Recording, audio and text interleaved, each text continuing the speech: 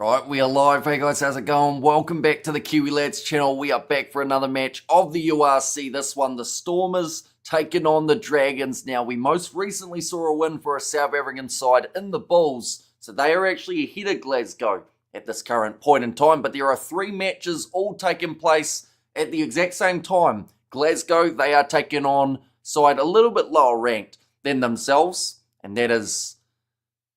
I just forgotten. No, they're playing up against, sorry, having a shocker. They're playing Benetton in that number 9 spot at the moment. Leinster, they are playing a side a lot lower than them. They are playing up against Zebre in that number 15 position. And then in this game, of course, we've got the Stormers in 7th, taking on the Dragons, who are in 16th.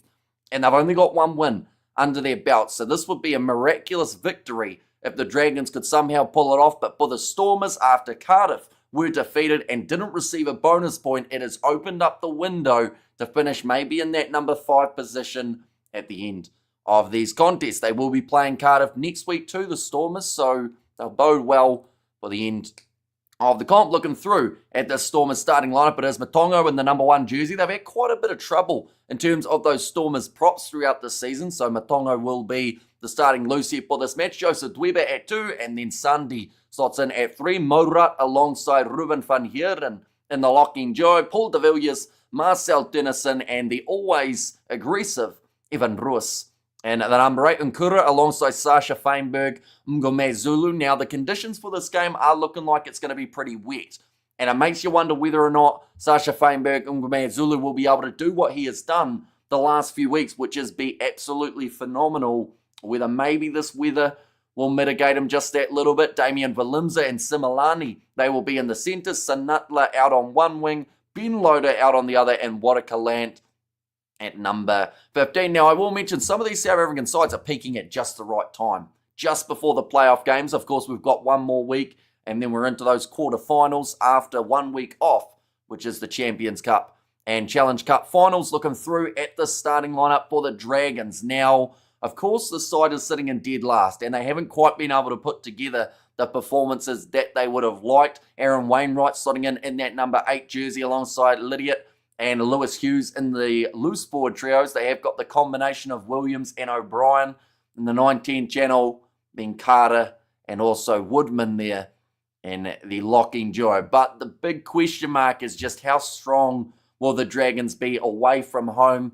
People are predicting a pretty one-sided affair. So I would have to say the way that this season sits, this would have to be, if the Dragons somehow pulled it off, one of the biggest upsets of the whole season. Now, of course, Zebre sitting in 15th, taking on the top of the table, Leinster. If Zebre were able to get the win there, that would also be considered as an absolutely massive one. But just for now, you know, this is definitely the Stormers' game to lose. And I can't reiterate enough how important it is that they do get the victory for this matchup. Hello, Hamish says Blues Nate. Welcome in. Hope you're doing extremely well. And what channel are you watching on? Let me see if I can get it here. So you do have to set yourself a VPN to New Zealand is the first step. And then TVNZ Plus is where to find it. It doesn't just have the rugby either. It has actually got plenty of other things. You can watch TV shows, movies, all on there completely for free. But some VPNs seem to actually block the ability of using it. So you'll just have to check that out and see whether or not it is available for yourself. Looking through at the benches for these two sides. The Stormers, they've gone with the 5-3 with Paul de Vet, Dan Duplessis and Sanelli Hudson-Berg making his way off the bench as well. In terms of their forward pack, JJ Coetzee, Alistair Vermaak and Portien in that number 18 jersey. Evans and also Nell as the number 20. For the Dragons, they've got Hewitt, Evans, Blacker, Langdon Cryer, Davies, Latu, also Benjamin and Kelleher Griffiths as the last two replacements. This game only about 5 minutes away from kicking off. We have just finished that matchup between the Bulls and the Cardiff side. It wasn't very close. 31-0 at halftime. The honest opinion of this game could be about the same. Definitely if they are able to adapt to the wet conditions relatively fast, and if Sasha does fire like he has in his last couple matches. Looking through at what is to come next week, though, in terms of these two sides, there is only one round left before we get to the playoffs. Leinster playing Glasgow. That is going to be a massive game to close out the regular group stages. The Stormers are playing Cardiff. The Bulls are playing the Dragons, so those two sides just pretty much switching opposition. Same with the Lions and same with the Sharks, as the Lions did take on the Scarlets, or will be taking on the Scarlets tomorrow, and Sharks playing the Ospreys in yesterday's matchup. We have got there, extremely awesome. Thank you, Hamish. Says Blues Nate. Am I the only one voting for the Dragons? I don't think many people will be in this matchup. We have got the Evan Roos as the son of Eric Roos. I had a pleasure of knowing Eric. Eric was bigger than Evan. Eric was a gentle giant. And thank you for all your hard work bringing us the coverage, Hamish. Have a great weekend. Says Rugby, right back at you. And of course, next weekend we are going to be back again for the final round of the URC group stage fixtures. The week after that, we're back for the Champions and Challenge Cup finals. No, this is Stormers. Not so far ahead, says Juan-Pierre Bosch. And also Stormers to win, yes, says Sue Walsh. And there as well. And the thing is, in their last game, they just came out absolutely firing from the get-go. Game shows on Premier Sports 2. And so there is also a chance that the Sharks end third. Glasgow fourth. Then the Stormers play against Warriors in the quarterfinal. So pretty much the top 4 is currently secure. Now, I will mention this is not quite the updated table. The big change here at the moment is Glasgow have gone down into third, and the Bulls have moved up to 63 points. So theoretically, if Leinster were to somehow be upset by Zebre in their game just around the corner, the Bulls could actually finish top qualifier. But a lot has to happen for that to be the case, including a pretty poor performance from Leinster in their next contest just around the corner. Plus, for Glasgow, no matter where they finish in that top 4, they are still secure in terms of a home quarterfinal, but it's in the semi-final that we could see them playing up against a South African side, and we could even see them playing a South African side in their next contest too. It is not an easy game up against Benetton, who are also fully fighting for their spot in the top 8. I feel like we've got a few intense games coming up, not just this round, but also next week, where we'll get a very good picture of who's actually still in the running, because you'd have to argue someone like the Ospreys, someone like Ulster at the moment just don't quite have enough points on the board. Lions, if they get themselves a bonus point win, move up to 40, maybe they can sneak into that top 8, but that will be reliant on a few other results to go their way too. But it does look like a dark evening in Cape Town. There was a lot of rain earlier on, and it looks like there is still quite a bit of wetness next to the side of the field, so hopefully that doesn't affect the players too much here for the start of the match. We have got their Premier 2 is showing Glasgow Match, says Code. And also a lot of live rugby on at this time. Exactly right. That's not even including the Premiership or the top 14 games that are taking place around the same time as well. And come on, the Stormers, you need to move up the chart, says Rhea. And that's the thing. If they get themselves a decent win here, they can actually move up into that 5th place position, which would be an absolutely massive one for the Stormers side. I feel like they, just like the Bulls and just like the Sharks, are actually finding their form at just the right time. I'm doing Project Peter Steph Toy 2.0, my son. One day, I'll know that guy is Johnny Blaze's son. And go Zebre, says Eric, and there as well. So, of course, with the 3 games all kicking off at the exact same time, we aren't able to cover them all, but we will be giving you updates of the other fixtures as well. I watch Premier Sports. When we got Hamish, he does a better job. Says Rugby. The benefit, of course, with Premier Sports is you can at least see the game. That is, of course, one massive factor. Aaron Wainwright, player who has to really have a phenomenal game. Same with Rodri Williams in that number 9 jersey. Owen and Wilson in the midfield. It just has to be so much that goes right. 20-year-old Hugh Anderson in number 15 up against a young superstar and Sasha Feinberg, Ngome Zulu on the other side of the equation. One thing that I do really like about the Dragons, though, is their kit. As you guys know, I have a bit of a soft spot for the colour yellow. And their kit is about as yellow as it gets when it comes to the URC. And Dragons going to get stormed on. It does seem like it, doesn't it? It's one of those ones where if this game for the Stormers, you go into this contest, of course you want the victory and you want the bonus point win. So that's the main goal. But if you don't win this game by 40 when they're away from home, like it is very wet by the looks of that, the players will have to be a little bit careful running out of the tunnel that they don't slip over on the turf.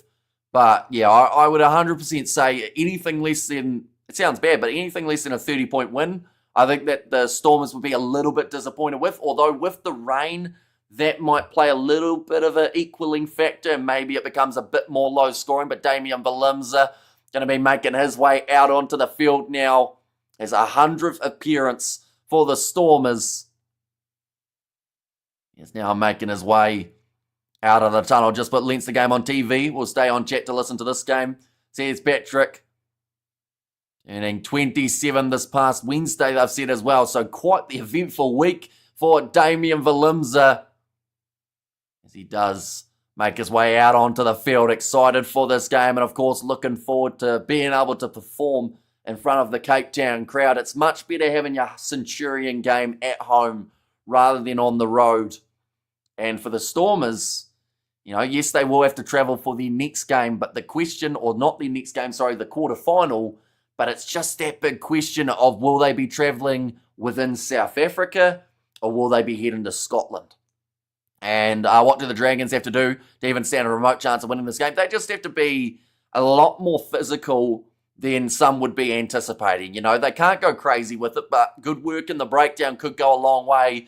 They have to find a way of shutting down Sasha Feinberg, Ngome Zulu as well. But the problem is, if you shut him down, Valimza's there. They've got Similani, Ben Loader, Warwick Land, all these guys that can change a game alongside Evan Ruiz.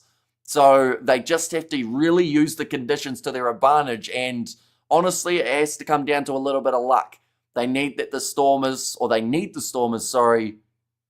to struggle a little bit in this one. But we see now Brock Harris making his way through the tunnel of players. He has got the knee brace on. Unfortunately, ended up with the injury relatively recently, but this is a really nice moment for him. A bit of a guard of honour between the Stormers and the Dragons, showing respect for this man who has put his body on the line for the Stormers for so long. He's had 170 career appearances for the Stormers. For the Dragons, he played 143 and 121 for the Western Province and one game for the Barbars as well.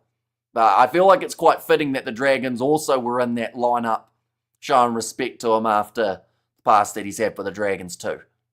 And physical, let's get physical. So here's Bruce and Hamish as an AI bot. Please sponsor Black Label. Keeps him going, kind of like harvesting hydrogen with water. So here's JG and the Stormers 50 points to 15 is the prediction there. And yeah, you might not be a mile off. I do think that this game has potential of being an extremely high scoring one.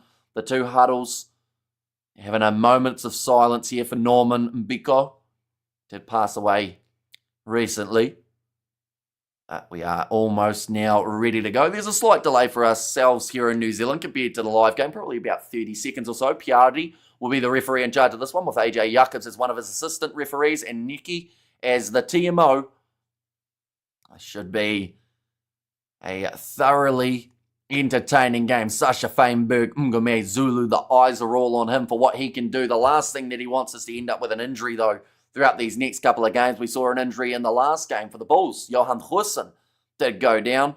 I hope for at least 70 points for the Stormers, says Ruben. Even in wet conditions, are you still going 70? Or are you saying maybe 50 or so would be sufficient in this weather? Ball already loose for the Dragons, but they have got possession. Only about 10 metres out from their line. Low score, too wet. See the actress to the Bishop. And go the Bulls, says Luke, and Leinster try already. So they are leading 7-0. They only started, I assume, only a couple minutes ago. They're already striking up against Zebre. That one has been kicked into touch by the Dragons, and the Stormers will get themselves the first line out of the contest. And the question mark still remains of how long can the Dragons hang on for. If they can keep the Stormers scoreless early, maybe they've got a little bit of a chance of keeping it competitive. But if they do concede within the first 10 minutes, even within the first 5, I think that is where the troubles will start for the Dragons and just keep on going down. But going off the back there, De Villiers, not the best pass, but it bounces in the hands of Sasha Feinberg, Ngome Zulu. Now Nkura going away to the right-hand side. Alistair Vermaak with the short ball to Similani with the step, and he'll score it between the posts. 1 minute 13, and we already see the try coming for the Stormers. And that is the danger of the Stormers backline. Like I said, they can shut down Sasha Feinberg, Ngome Zulu, but it doesn't mean that no one else in that backline will be able to score it. Where can I watch the actual match? Says Anodumo. If you have got a VPN, if you set yourself to New Zealand, TVNZ Plus has this game free to air, as well as all the other South African games. Super Sport do have it, but sadly that is a paid subscription. I think that maybe in Wales, S4C, I believe it is, if you've got a VPN, might have this game available too. And try time, says a Blues Nate, but yeah, very quick try being scored there. Your scoreboard says try already, says Rory. Yeah, it's about 20 or 30 seconds ahead, and tell you what, the Stormers, there will be a few updates of that scoreboard today, I would say, with the amount of tries that the Stormers could potentially get here. That's Similani scoring within the 2 minutes. Whoop whoop. Says Juan Biabosh, and Stormers 38 to the Dragons 10. Says Lilia B. So, of course, that was far from the start. They would have liked to see there. Nicely taken by Warakalant. Now, nicely taken round the halfway line. Now, low tackle made on Hugh Anderson, the youngster, in the number 15 jersey for the Dragons in this contest. Leinster 12-0, 2 tries already. I feel bad for Zebre because they are unfortunately the side that have to face an angry Leinster after losing in the Champions Cup. Now, trying to step inwards was Harry Rees-Weldon. It's the ball away. Harry, actually the name of the man at 13 as well, and Harry Wilson. Different Harry Wilson to the one who plays for the Reds in Super Rugby Pacific, of course. 3 minutes into the contest, looks like they will now roll this one back with Rodri Williams.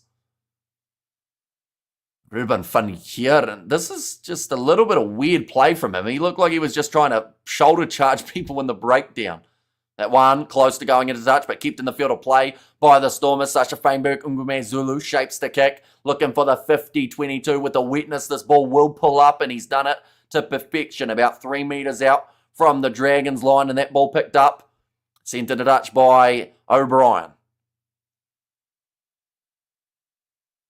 But nicely done by the Stormers, just keeping that pressure on. And it's actually the set piece from the Stormers line out last time that led to them being able to score the try. Sasha Feinberg, Zulu, like I said, a lot of people keeping an eye on him. Considered as one of those young, talented players who has a very bright future. He's had his fair share of injuries, though, like I said earlier on. So he wants to get out of this URC season unscathed. Thrown in by Joseph Dweben and nicely taken by Ruben Van Heeren. Now kicked high from Sasha Feinberg. Ngume Zulu again goes back into the 22 and well taken under the high ball for Harry Rees-Weldon. Does call the mark. Maybe just got a bit too much on that kick for Sasha.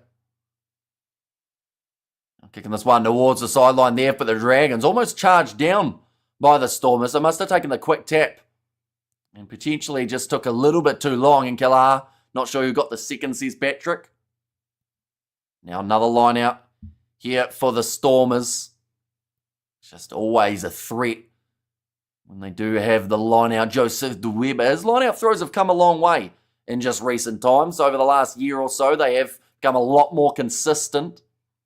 Now De Villiers goes across to Nkura, finds Damien Valimza in his 100th match. Dragged down in the middle of the park. Nkura, inside ball there from Feinberg Ngume Zulu. Into the hands of Salman Murat. You hear a lot of chatting going on through the referee's mic. I feel like that is the Dragons trying to get their scramble defence going. Another kick in behind from Sasha Feinberg Ngume Zulu. That one's got too much on it. Goes into the in-goal area. But it is clear already that the tactic from the Stormers is to just try and force the Dragons as deep in their half as possible and wait for them to make that mistake. That's 2 kicks in a row that Sasha hasn't quite got to perfection. I'm sure he will come right as this match does progress. Kicked off once again from the goal line for O'Brien. It's a very nice goal line dropout. Goes over towards the touchline. Similani, the try scorer. Now going to be charging for 2-man tackle on him by Woodman and Lewis Hughes. Nkura. Back to the right-hand side again here. Warakaland finds Damien Valimza, who has a bit of space to work with. Sells the dummy, goes on the outside. And now Ben Loader chasing after this. Again, the Dragons able to clean up near the back. Big shot coming in. 2 men in there for the Stormers, but their hands were down first. So Sasha Feinberg, Ngume Zulu penalised for hands on the ground in the breakdown. And it means now that the Dragons will be able to clear their lines. Lions, my team. Could they mathematically still go forward, says JG. Theoretically on the table, if they got themselves a bonus point win, they'd move up to 40.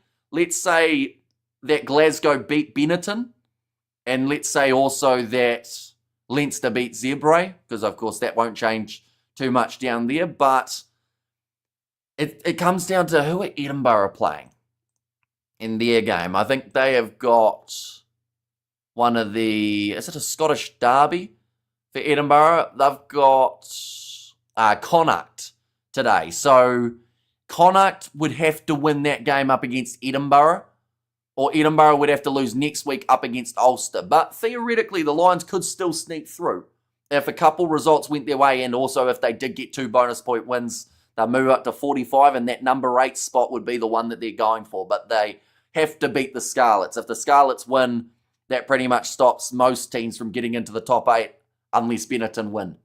Then they're the ones who could still go through. Benetton leading Glasgow 7-0 so far, so a good start to the match. That's the thing, Benetton are not an easy side to beat. And yes, we've seen a couple sides beat them badly at times, but overall, it's still a solid side, definitely at home. So we'll be one to keep an eye on. Good rush defence there from Ben Loader, making the tackle on Hugh Anderson. Currently 8 minutes into this contest, and the Stormers still leading by the 7 points. Italian Rugby doing well. Benetton should take it. There's a little knock on, though, from the Dragons in the breakdown, but a frustration from their forwards. We'll now get to see a scrum in this contest. Go the Dragons, says Luke. And yeah, just looking up.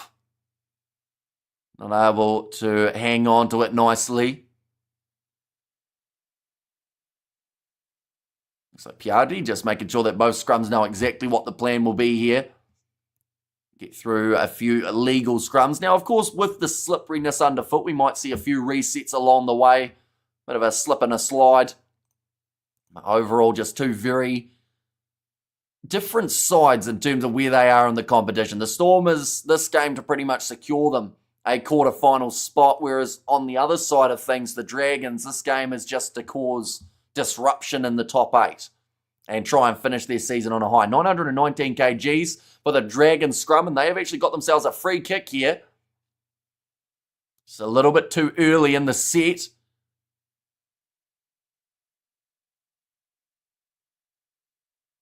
Okay. Vernon Matongo yelling at the ref there, saying he heard someone say set. So that's why he went early.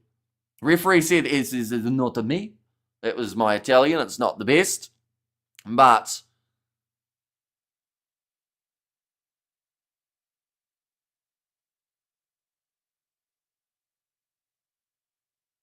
okay, so the Dragons have said, we thought it was the Stormers shouting set. So someone said set. It's a free kick to the Dragons, but both sides thought the opposition were shouting for the scrum.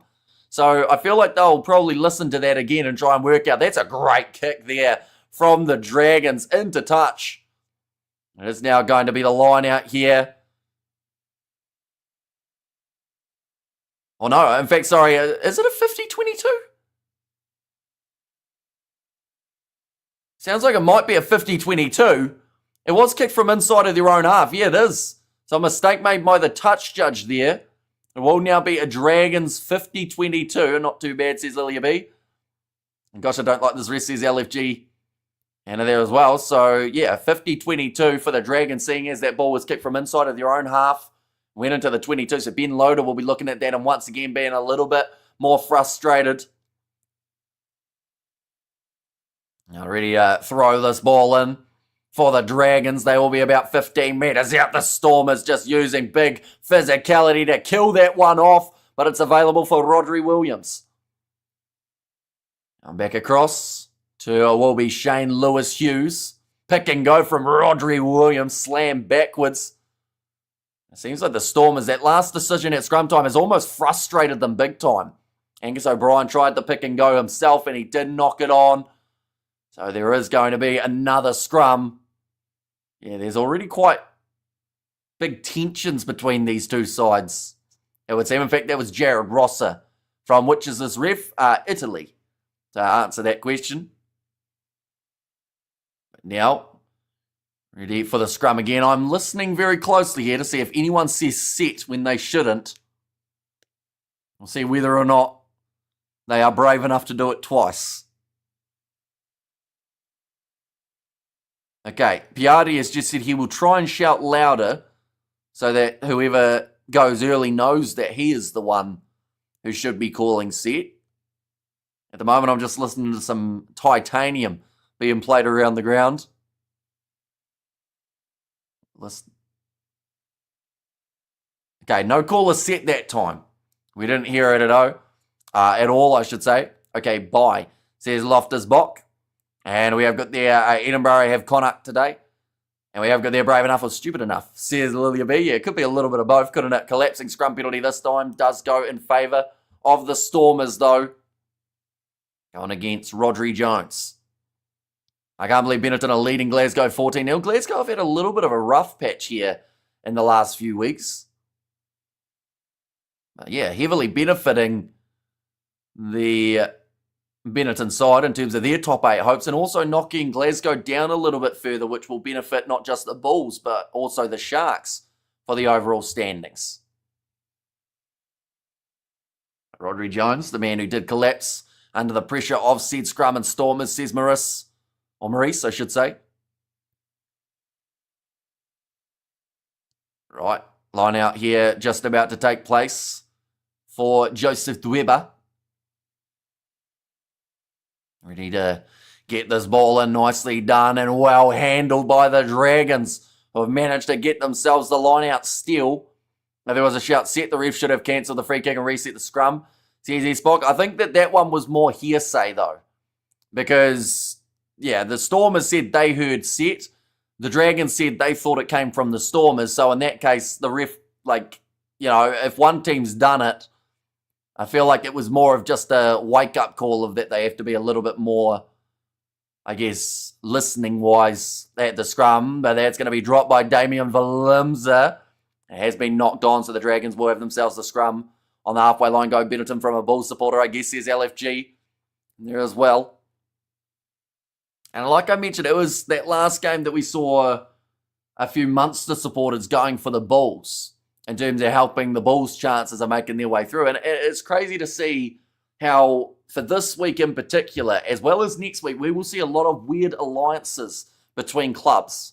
You know, certain teams that used to have a big rivalry will be cheering for each other for the sake of their team doing better when it comes to the quarterfinals. Now, I will mention they actually announced the quarterfinals in terms of when those games are taking place on the URC Facebook page. So I might actually get that up for you guys while we are at a bit of a stoppage here for the scrum. Edinburgh game on TG4 in Ireland. Leinster game on RTE. So yeah, quite a few ways of watching these games. The good news is a few of them are free, luckily. Right, so we'll go here and we'll go here. So Glasgow are going to have the Saturday morning game for us here in New Zealand. But in terms of the other matches that are confirmed for the quarterfinals, also I should mention there is a reset of the scrum again here. So it has been a bit scrappy throughout the early stages of the contest. There we go. Those are the quarterfinals. They are in British Standard Time, which I believe is 1 hour difference with South African time. So the likes of Bulls playing at Loftus at 12:30 is actually a 1:30 p.m. kickoff for you guys in South Africa. That game at the Aviva will be at 4 p.m. and then the Sharks playing at 6:30 p.m. So all of these quarterfinalists have confirmed their home finals or home quarters, but we don't know who they're going to be playing, and there is still a lot of ground that can be made. That one is going to be a Stormers scrum now, or a scrum penalty, in fact. All 3 games I mentioned. So here's Patrick. The 2 scrum penalties already going the way of the Stormers. That is a bit of a concern for the Dragons here. It looks like Sasha Feinberg and Mgume Zulu will kick this one towards the sideline. This time it was against Chris Coleman. So both sides of the scrums have been penalised for the Dragons. Let's kick that ball into touch. A great kick. Get them to about 12 metres out from the line. And Leinster 19-0 missed. Who got the 3rd try, says Patrick. Yeah, they are on fire at the moment by the sounds of it for this Leinster side. Glasgow, though, on the other hand, up against Benetton, seem to be really struggling. The Stormers made the second most 22-metre entries. Round 16, 71% resulted in a try or penalty 1. They average 3.6 points per entry is the other thing that they have just put down the bottom. Which teams would you put in those question marks? I would say Stormers. See, Benetton, the way they're playing, I think that they'll squeeze their way into that top 8. And then Cardiff, I'm just not sure about. Because the way that they played in their last game, you wonder whether or not, a couple other results could lead to a few other sides making their way through. Like, theoretically, the Lions could actually still make the top 8. But I don't know if they quite will. They'll be right on the verge, I'd say, like 1 or 2 points away, but might narrowly miss out. Waiting on the next 4 teams in the semis. Says a Blues Nate. What's the weather like there? Luckily, it looks like the rain has stopped, but it has been pouring down all day in Cape Town, so I think that that's affected the footing a little bit in this one. And Kura going back across to Damien Willemse. Stormers, every time that they're into that 22, they look like they're on the verge of being able to score. Evan Roos now goes across to Sasha Feinberg. Ngome Zulu, drop ball by Selman Murat. Picked up by the Dragons inside of the 22, trying to create some sort of chance here for O'Brien. Stepping from side to side, Sandy gets in there. He's told to get out of it. Are we going to watch the game live, says Jody. Depends on the country you're in. If you're in South Africa, unfortunately, the only way to watch it free is to set yourself with a VPN to another country. In this case, like TVNZ Plus here in New Zealand does have a great option of being able to watch for free. For most of the South African games, in fact. That one has been kicked downfield, but doesn't find touch. Sasha Feinberg, Ngome Zulu goes infield to Warwick Land, who really twisted the hip to try and get the 50-22 on the near side. Rodri Williams kicking downfield into the 22. Where Sasha is back waiting for it. Looks like he's going to kick in behind again, trying to find a bit of open space, but it sits up for the Dragons. Good chase coming from Warwick Land. And they will now go for a bit of a counteract, little knock on, missing the box so much, says Craig.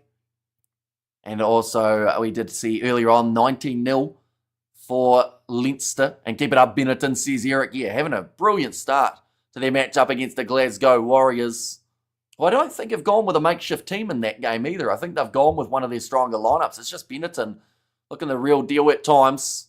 And I've picked the perfect game to be able to find a bit of form as well.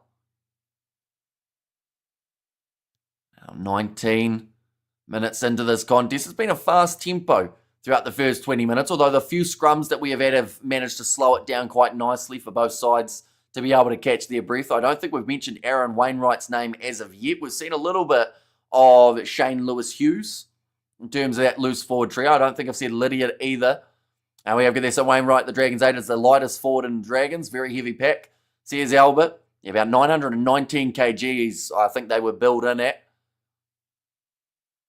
And Cape Town Victoria's Chiefs. Stormers, we can do it, says Eric. Ball fed in for the Stormers again.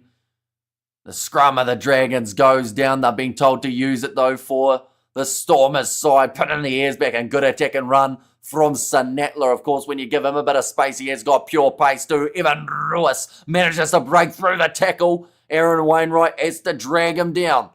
Manages to get the knees to the turf. Now back across to the left-hand side again. Selman Murat hits it up, Stormers. Make this game count. Come on now, says Rhea. Yeah, ideally a bonus point win. Oh, great ball. That is fantastic. Has to get back to his feet. I think he's going to be held up. Wow. That is a butchered try for Marcel Tennyson. He got beautifully fed through the gap. And it was the perfect chance to be able to score. Just lost his footing. And then tried to go over and was held up in the end by some great defensive efforts from the Dragons who just got underneath them. So I cannot watch this live on YouTube, oh no. Yeah, sadly on YouTube you won't really be able to find them just because of the copyright infringement. Anyone who tries to show it normally gets taken down pretty quickly. So yeah, the VPN's normally your best bet of being able to watch it. And there you see Wainwright, says Albert. I was looking for him specifically, seeing as we hadn't mentioned him as of yet. Evan Rus, tackled hard by both props of the Dragons. Nkura, back into the pocket, goes to Sasha Feinberg. Ngome Zulu again will send this one high. And well taken under the high ball for Hugh Anderson. 21 minutes in. Once again, a little bit too deep off the kick. of Sasha Feinberg Zulu. He hasn't had his best performance throughout this match so far, but the weight of expectation has probably weighed on him a little bit. Everyone calling him the future GOAT. And so far, he's had, I think it was 3 poor kicks and also a penalty conceded against himself, but he's also had some good runs alongside that, so it's kind of balanced itself out to a solid enough performance. Now, line out throw here for the Stormers. They will be about 48 metres from the Dragons line.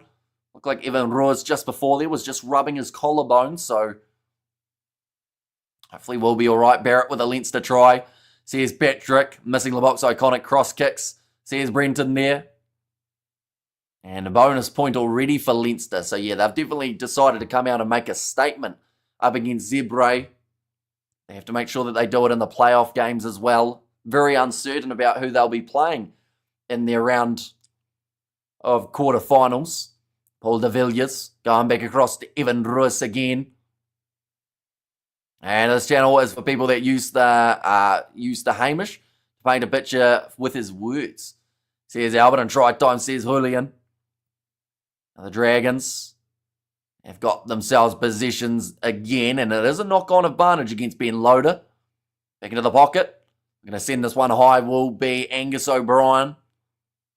This one's going to be very competitive under the high ball. So Netler completely misses it, but Warwick Lant is there to clean it up.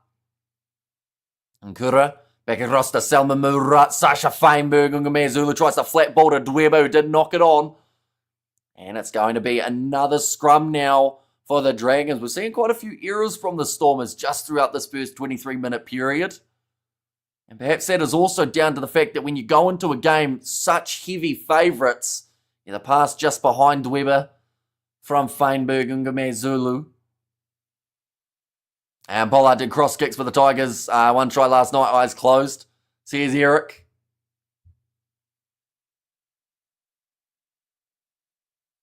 Okay, Biardi's just said there to Joseph Dweber, if I tell you a decision, listen to it.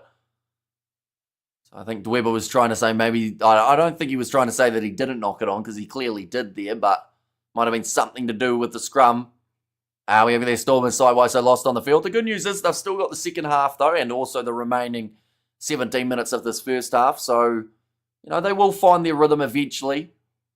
Dragons, that's one of those other side of things, though. You kind of don't expect much from them when you play them. That's a massive scrum, though, from the Stormers, and that is one part of the game that they are dominating. At this point in time, Zebra game is pointless because you don't get as competitive as Northampton, Bulls, etc. Says Sean. I mean, it might be pointless in a way, but it does secure the first place position for Leinster in the overall standings, so they would have a home final if they do make it that far. So it is still a relatively important one for Leinster. That one's missed touch from Sasha Feinberg, Zulu. The kicking boots aren't quite playing the game at the moment, and there was another knock-on from the Stormers. Pollard and Tess get so heavily marked, he barely gets to move. Says Albert, and that's the one, Albert, painting Hamish's name. Says a Blues Nate there too, but yeah, at the moment the Stormers have been far from perfect. They did get that early try, though, within, 80 seconds of this game starting. With the exception of that, though, they've had many mistakes. This time it was Loader who wasn't able to take that one cleanly.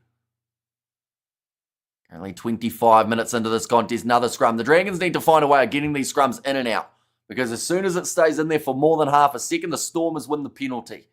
So you just have to pretty much get it as soon as possible into there. Even the hands of Wainwright just go for that off the back of the scrum rather than allowing it to go right through to the 9. Just any chance to pick it up, pick it up. I think is the best advice for the Dragons in these scrums. Even though they've got the heavier pack, yep, there's another big push. It has gone to Wainwright, so they did exactly as we mentioned, but going off to the right-hand side now. Will pass from O'Brien. Finds the hands on the outside of the Dragons. 15, Anderson.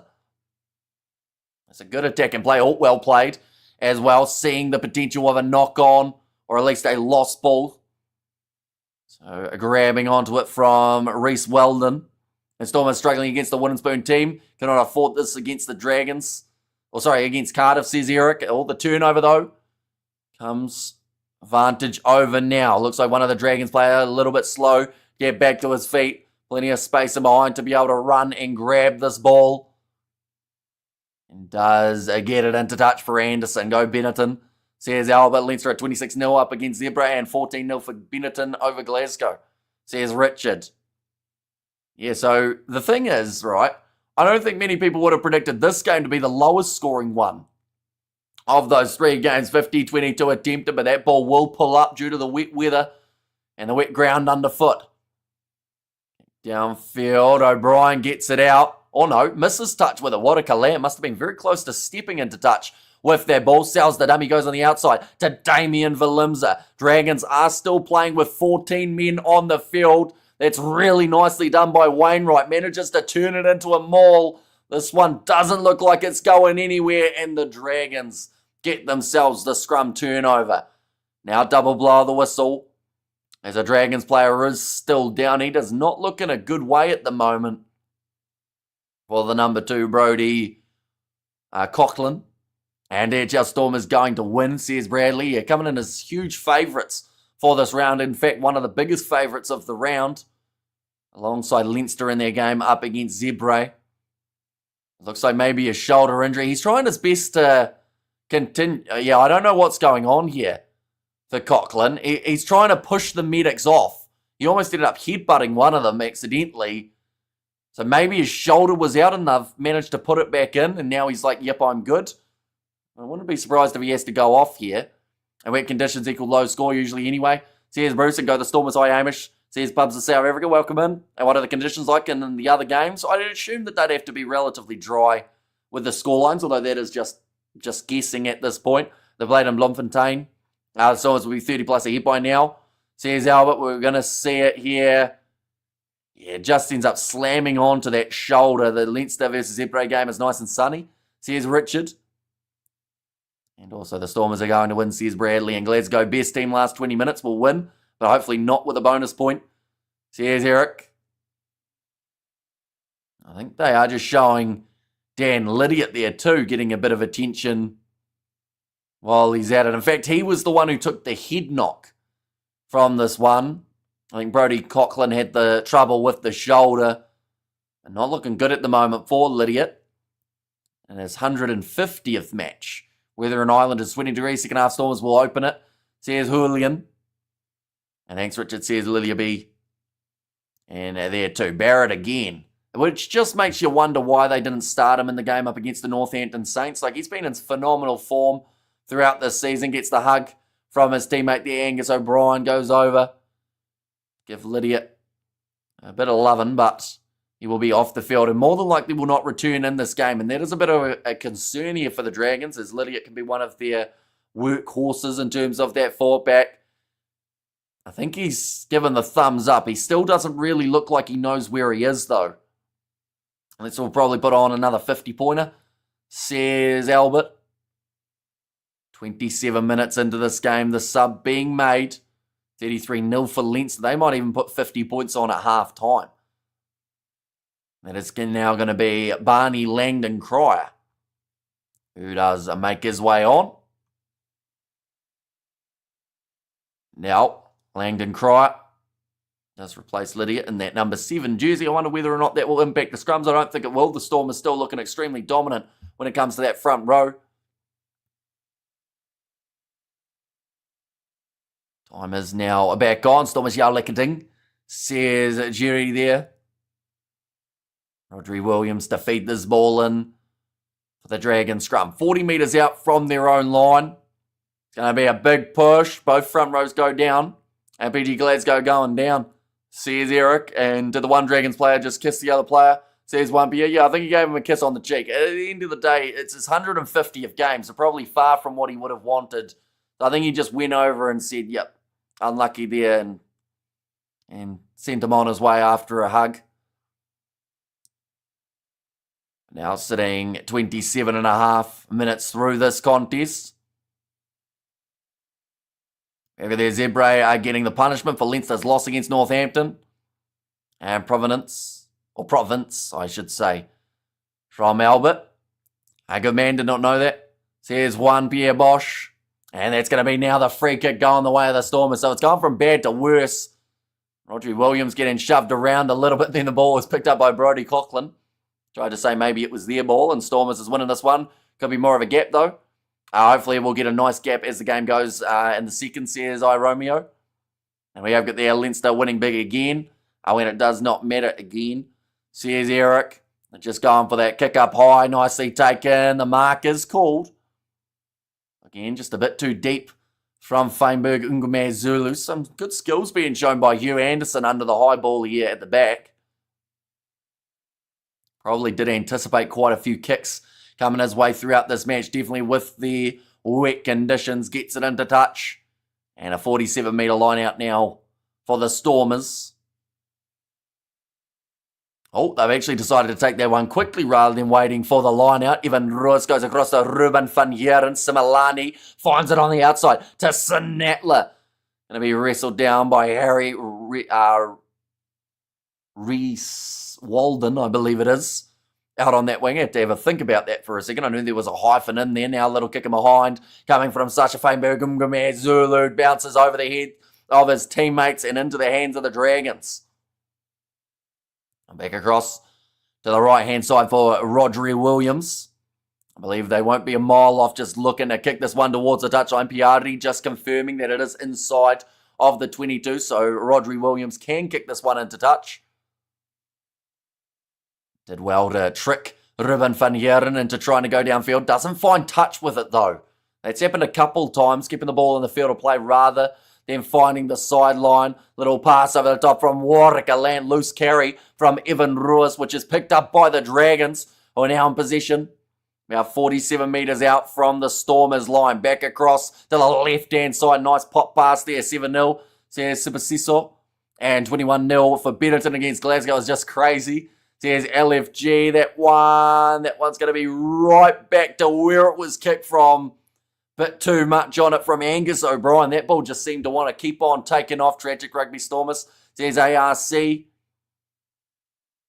Yeah, 21-0 for Benetton over Glasgow is huge for the top 8 in general. Because that does mean more than likely Benetton will all but secure their spot through. And a Benetton win up against Glasgow actually pretty much stops the Lions from being able to get through. This game must be the slowest, says Sean. Although, like people have alluded to, the wet conditions have impacted it just a little bit. And we have there, hopefully Benetton can keep it up, says Lilia B.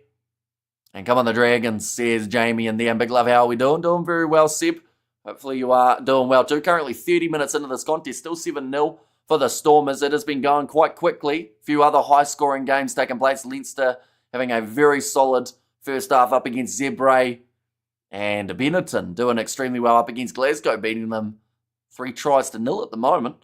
And Stormers playing boring rugby so far, says LFG. I think that the big difference at this point in time, of course the handling has played factor a little bit, but something else that's played factor is actually Sasha Feinberg Ngume Zulu's kicking. At the moment he has been very kicking orientated, but most of his kicks, as harsh as it sounds, have been quite poor. He's been kicking it too deep, so Dragons have just been able to call that mark.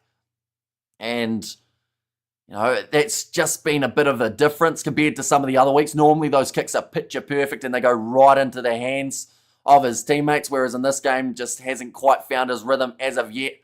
Also gave away that early penalty for Dragons trying to get over the ball, and they do manage to get themselves the penalty, I think, or at least they would have, but they are going back for another Stormers advantage, I think it was. Okay, so yeah, they go back for the original Stormers penalty, and now it's the warning for the Dragons. Hi, Amish and everyone. Says 123MS. And also, cheers everyone. Great show, says JG, and the old brown cherry is good. Says Julian Moses. Oh, they've called for the post. That is, you could argue that is quite a compliment to this Dragon side. The fact that they have been able to keep the Stormers scoreless for about 28 minutes here. So the Stormers, a little bit maybe frustrated, have decided that actually going for the posts is the better option. And Stormers motivated twice a year. The 2 matches against the Bulls. Says Eric. If they're not careful, they could actually find themselves playing the Bulls in the quarterfinals. So that would lead to quite a entertaining type of contest. Sasha Feinberg, Ngume Zulu again. Will be able to kick this one towards the sticks. Sitting 1 from 1 in terms of his kicking. I mentioned about how he's got quite a few of his kicks too far in this game, so the distance here should be no trouble whatsoever. Thank you, Grisham, for your commentary today. I'll be here for the Stormers game too. We are at the Stormers game though, Robert. And that one's missed for Sasha Feinberg. Ngume Zulu missed away to the left-hand side. At the moment, having probably, compared to last week where he was the last game, where he was probably about a 9.5 or a 10 out of 10, probably having about a 3 out of 10 performance at the moment for Sasha. And this week's probably the one where he's been talked about the most. So, maybe that pressure starting to get to him a little bit, but it will be frustrating for the Stormers too. They should be winning this game comfortably, but the Dragons are staying competitive. They've dominated scrums, the Stormers. They've had some really good break-in runs, but hasn't led to anything more than just that first try.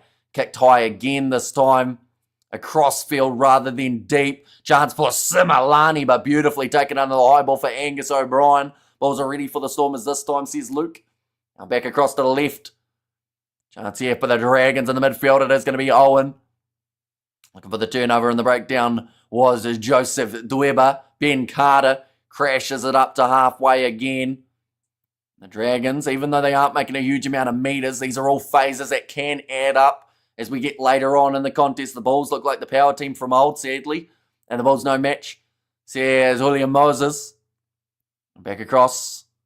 Going to be kicked high now for the Dragons. They are going cross field. And that one was a little bit too deep as well. Ngume Zulu almost looked like he was standing there waiting for the mark, but he was outside of the 22. I'm not sure what's happened there, but he's lost the ball too.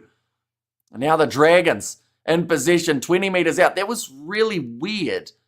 He kind of caught it and then just stood there as if nothing was going to happen. But then he got tackled, had a fumble of possession on the ground, and the Dragons got it back. Rodri Williams going off to the side. Great low tackle made there, though, by Sasha, and the penalty won by Paul de Villiers, who gets into the breakdown. And Ngume Zulu a little bit slow getting back to his feet here. Maybe has taken a head knock. No, maybe just a little bit winded, but he will be kicking this ball towards the touchline now. Sasha Feinberg Ngume Zulu, Sasha Feinberg Ngume Zulu looking more short wave today. Or even AM. Says ARC. I feel like that's a joke that only some people will get. I appreciate it. We had I was going to say a season, but we had a term of doing like radio at school. We were going to build like a local radio station, but the teacher like kept on saying that we were going to do it, and then we never did. So instead, we just ended up pretty much looking at radios for the whole time. We have got there from Carlo. We'll see, is that to Sasha Feinberg Ngume Zulu or to me? Because that was just after I said that he stayed down for a little bit longer. But now kicked high from Sasha Feinberg Ngume Zulu again. Nicely taken by Damien Valimza, going back across to the right-hand side. Simalani attempts to kick him behind. And it's going to be cleaned up. This is a lot of pressure on Rodri Williams, who somehow manages to get the kick away. Is it raining in Cape? Why haven't they scored since the first minute? It was raining earlier on, so the wet conditions underfoot maybe are impacting them, but this is a good break and run for Joseph Weber. Gets the offload on the outside to Sanutla, and he scores it in the corner with the forward roll and a bit of a shoulder shuffle too. And leads to 30-0 up against Zebre, but the try there for Sanutla. He is well and truly having a bit of a dance there after that try. And go the Stormers, says Julian Moses. And is this not the same ref that saved Stormers time and time again in Cape Town Stadium against the Bulls at Ulster in the past seasons? Says Eric, if that was Piari, then I guess so, but I'm not too sure which referee that would have been. Joseph Dweba manages to get that offload on the outside to Sanutla, and then he did the big roly-poly. He was just over the try line. In fact, I feel like only by half an inch. Oh, yeah, does all right there. Slams himself down, and then gets up and has a little bit of a shoulder roll too. And half time leads to 38-0. So nice to see Sanatla back on the field again, says ARC. And finally some action, says Lilia B. And there too, kick from the sideline from Sasha Feinberg. Mngame Zulu does go over. Makes the score now 14 points to nil. It was a good time to ask my question. They scored, says Hardis. And go the Stormers go, says Vernie. Yeah, good attack and run from Joseph Weber, just straightening the ball and pinning the ears back. It's always going to be a very tough man to be able to slow down when he got the speed that he did there. And then Sanatla with the finish. Crowd absolutely loving that one. 37 minutes in, go the Stormers go. They are halfway to their bonus point as well, I should mention. Now, decent kickoff, but well claimed by Warwick Land. Benetton 19-0 over Glasgow at half-time. Yeah, so massive half for Benetton in that contest. And of course, Glasgow, they will be a little bit nervous going into that second half, or hard ball to be able to claim for Angus O'Brien. Just seemed like it kept on trying to roll away from him. Now Sasha Feinberg, Mngame Zulu again, round the halfway line. That is where he's most dangerous, being able to run it from the back and create chances. Stephen Nkura going back across to the left-hand side. Past one more on the outside to Sanatla. This one's starting to open up now for Damien Valimza down the wing. Does roll over and scores another try in his 100th game. Coming at the perfect time for the Stormers. They are waking up at last, says ARC. You're making some very good choices in terms of their movement of the ball in just the last little while. And it is making all the difference. I think they are just going to be checking something here by the sounds of it. And we have got there Damwell broke. And just nicely done by Sanatla. Scored himself the last try. Assists with that one. And does manage to reach out and get himself the try. Now another kick for Sasha Feinberg, Mngame Zulu. This angle is not too different from the last one. Sitting 2 from 3 today. And that one's missed away to the right-hand side, so that will make the score now 39 minutes and 19 points to nil. So just that one couple tries, or that little 5-minute passage of play, has completely shifted this game around and pretty much taken the Dragons out of it. So this is where the Stormers now only need the one more try for a bonus. 3 South African teams in the top 5. Says one Pierre Bosch, although the slight downside about 3 in the top 5 means that possibly 4 versus 5 will be a South African derby, depending on what happens. Although Glasgow are dropping in the rankings, so perhaps that could mean that we see actually Glasgow as the opposition for the Stormers, perhaps. They're just talking about the injuries that the Dragons have had throughout this game. Shane Lewis-Hughes looks like he's all right to continue in this game. Roston Meyer's got the blue hearts in there for the Stormers too.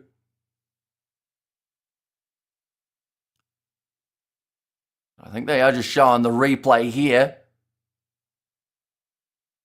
Might have been just in the breakdown when he tried to get that steal. And one of his knees go slightly the wrong way, and Stormers would like to play the Sharks in the quarters. So here's one. They have got sissy time again. Says ARC, and also personally don't mind, but translate should be an option for TG4. Oh. Okay, they're actually going to be reviewing this one here.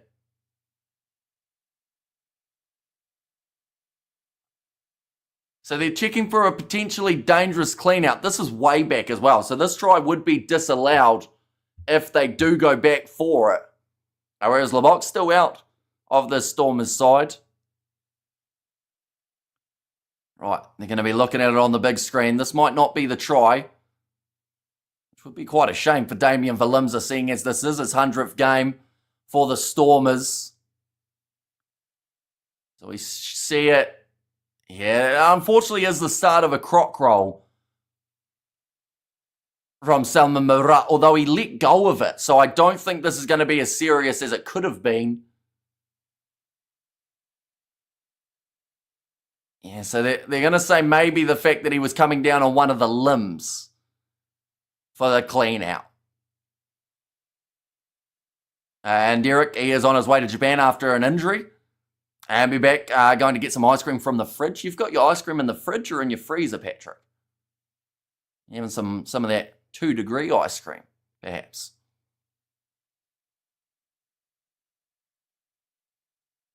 Yeah, he's dropping his body weight there.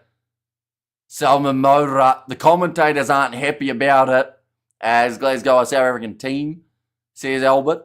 And Labockett's leaving the Stormers due to drop in and pick an order, says one. So this is actually going to be a yellow card as well for Salman Morat by the sounds of it. So that is going to be no try. They will go right back to where it was. And it's going to be a yellow card for Salman Morat.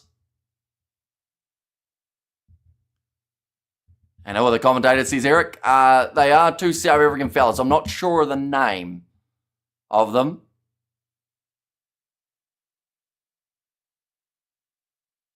Okay, I think he was just asking whether or not there was a high tackle on Sasha. Okay, Biari just said, leave the field, please, to Salman Murat. Only thing worse than the game seems to be the ref, says ARC. So I think that's a disallowed try now here. Or at least I think it will be taken back.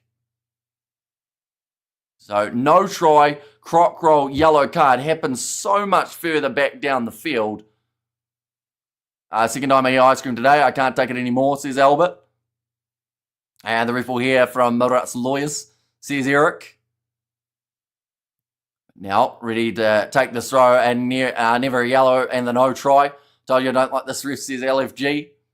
Now, 22 metres out from the line, the Dragons have got themselves the line-out opportunity with Coughlin. I think maybe saying that there wasn't much of a separation in terms of these two sides at the front either, but nicely taken. Not a straight throw, though. And it means that the Stormers will have themselves a scrum just at the end of this half.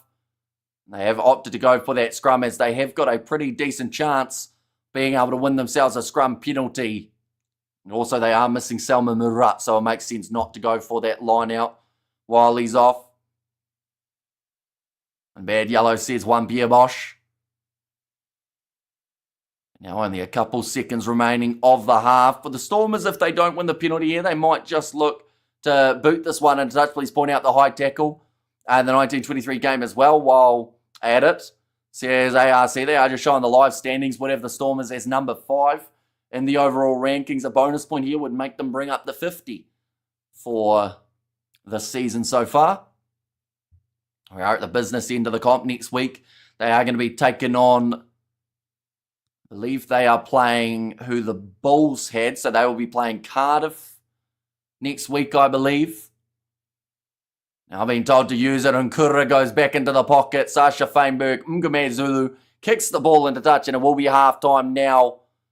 14 points to nil. What channel are you watching the game on? I am watching on TVNZ Plus here in New Zealand. If you've got a VPN, and some of them do work, you can set yourself to New Zealand, and then you can watch these games all for free. And ice cream flakes and caramel sauce time. A cold can of Pepsi, says Patrick. Now sitting 14-0 at half-time, so halfway towards the Stormers' bonus point. Damien Valimza sadly having his try disallowed in his 100th match. Yeah, second half I would assume will be a little bit higher scoring. The Dragons, they'll be a bit disappointed to have 0 points from this match. I feel like they've had some decent moments throughout the first half, although a lot of the times it's been the mistakes from the Stormers that have kept them in it. How was that a yellow? These laws are becoming pathetic now. So yeah, so I think it didn't help that the player got injured in that breakdown. But he was able to continue, Shane Lewis-Hughes. So it's an interesting one, isn't it? Because they're being very strict on it. But I think it's to try and avoid players ending up with serious knee and ankle injuries from having players landing on them from like rolling to the side. But yeah, it certainly wasn't as bad as it could have been for Salman Murat in terms of that breakdown itself. Like he could have done a lot more if he had tried to injure the guy, if that makes sense. But yeah, I think he was asking for the high shot as well. They are just showing some of the highlights. The first try of this game came in only about the first 80 seconds of the contest, and on Premier Sports Says Jamie in there too. A few different ways of being able to watch these games depending on where people are in the world. But Similani scoring that first try right under the posts. And it seemed like from there that the Stormers were just going to be able to absolutely breeze by in this contest. They had some good moments near the end of the half. Its rugby injuries are inevitable. Says cited. Yeah, I think it's just more so trying to save themselves from getting sued later on down the line. It's a little bit similar to the head laws that they've got now. Just trying to avoid any sort of lawsuits that could happen further down the track. Benetton leading 19-0 at halftime. Yeah, having a very good half. Same with Leinster in their big half over Zebra. Although Benetton were, of course, considered less of a favourite. In fact, they might have even been an underdog in their game. There's no rugby game where someone picks up an injury. Where someone doesn't, I assume that is, picks up an injury. And we have there go the Stormers go. Says Patrick and Benetton player names sound like different ice cream brands. Says Albert. See, ice cream's been talked about quite a bit on this live stream, and I don't think I've brought any of it up. So that is a welcome change compared to some of the other weekends where I always seem to end up talking about food. Might be on Premier Sports Player. I'm not sure, but it's being shown on TV channels. Says Richard, and go Stormers go, says Patrick, and Leinster will not lose versus the Warriors. They're just bad now. So next 40 minutes going to determine log position 2-4. A semi-final for the Bulls at home. B, Stormers play quarterfinals in cold. Even more wet and rainy Scotland, says Eric there. And too strict, I know the risk, or they know the risk when they start their career in this kind of sport, says cited. But yeah, once again, like the amount of players now, like in terms of ex-players who have been trying to sue World Rugby due to, like, I guess, head knocks that they didn't need to take. Yes, a lot of the lawsuits aren't quite working out, but I think they're just trying to avoid those guys getting the long-term, like 9-month injuries, similar to what we saw for Quinn Tupai. Like he ended up missing about a year of rugby, whereas the guy who made the illegal tackle on him only missed, I think it was 6 weeks. And let's start second half starting. Says Patrick, and Selman is a great player, but he ain't no Bok. Says Robert. Yeah, it seems to be he's the one guy at the moment. Billy LaRue cops a bit of stick as well. Same with Marnie Libok. Those are the three guys that throughout the last kind of 24 months, we've had the most comments about from people saying that they shouldn't be Springboks. But then, like, you look at Billy LaRue and sometimes what he's able to do out there on the field, he had an absolute blinder in the game up against Cardiff. And thanks for your commentary, Gamish. So here's Russell. And there as well. But Sinatler does the Ford roly-poly when he was able to score his try. Almost ended up probably winning himself, I would say. But then does a bit of a shoulder shuffle after scoring it as well. And the big smile on the face. But just the two tries, Sinatler and also Similani, the two men who have been able to get the Stormers tries. The Dragons are yet to get themselves any points in this contest. Marnie and Sticks, not a good combo, says Eric. Although Sasha Feinberg, Ungume Zulu at the moment only sitting 2 from 4 for today. And also has had quite the lackluster kicking performance in general. We have got there, let's be honest, the rules and mouthguard tech is only for show. But actually BS. Says Albert and Villy and Marnie blow hot and cold. It's frustrating to watch consistently. Says cited. But yeah, like I said, like Sasha in this game, he's probably been about a 3 out of 10 at the moment. So, of course, he will also want to step it up, or else he'll get that same label that it seems to be. It's mainly 10s and 15s get that stick of hot and cold games. And I guess that's because you're always in the action when you're in those positions. But yeah, certainly a 10 out of 10 last game for Sasha, and probably about a 9 or a 10 before that in the game prior. But this one, his kicks have been too deep going into the 22, where the Dragons have just been able to take the easy marks, gave away that penalty, and then also has missed 2 of his 4 kicks at the posts. In this contest, what happened, I just stepped out for a minute, was the score 19. It was until they went back for a croc roll from Salman Murat, or at least an attempted croc roll, so he got a yellow card, and it did get cancelled out. Sasha Feinberg and Ngume Zulu not getting much space today, but that's also because he's kicking so early. The tactic seems to be stick him in the pocket, tell him to boot it downfield, and then it's a mark from the Dragons. So I do think if he actually started running it that little bit more, like the Dragons are not known for their killer defence. We can say that right now. When we look through at the way that the table sits, a side doesn't have a points differential of minus 226 without conceding a few tries. So, even if it's just the shovel on from Sasha Feinberg, Ungame Zulu to set up the men on the outside. At the end of the day, he's got Valimza there. They've got Warakalan, Similani, Lotus, Anatla, all across that back line.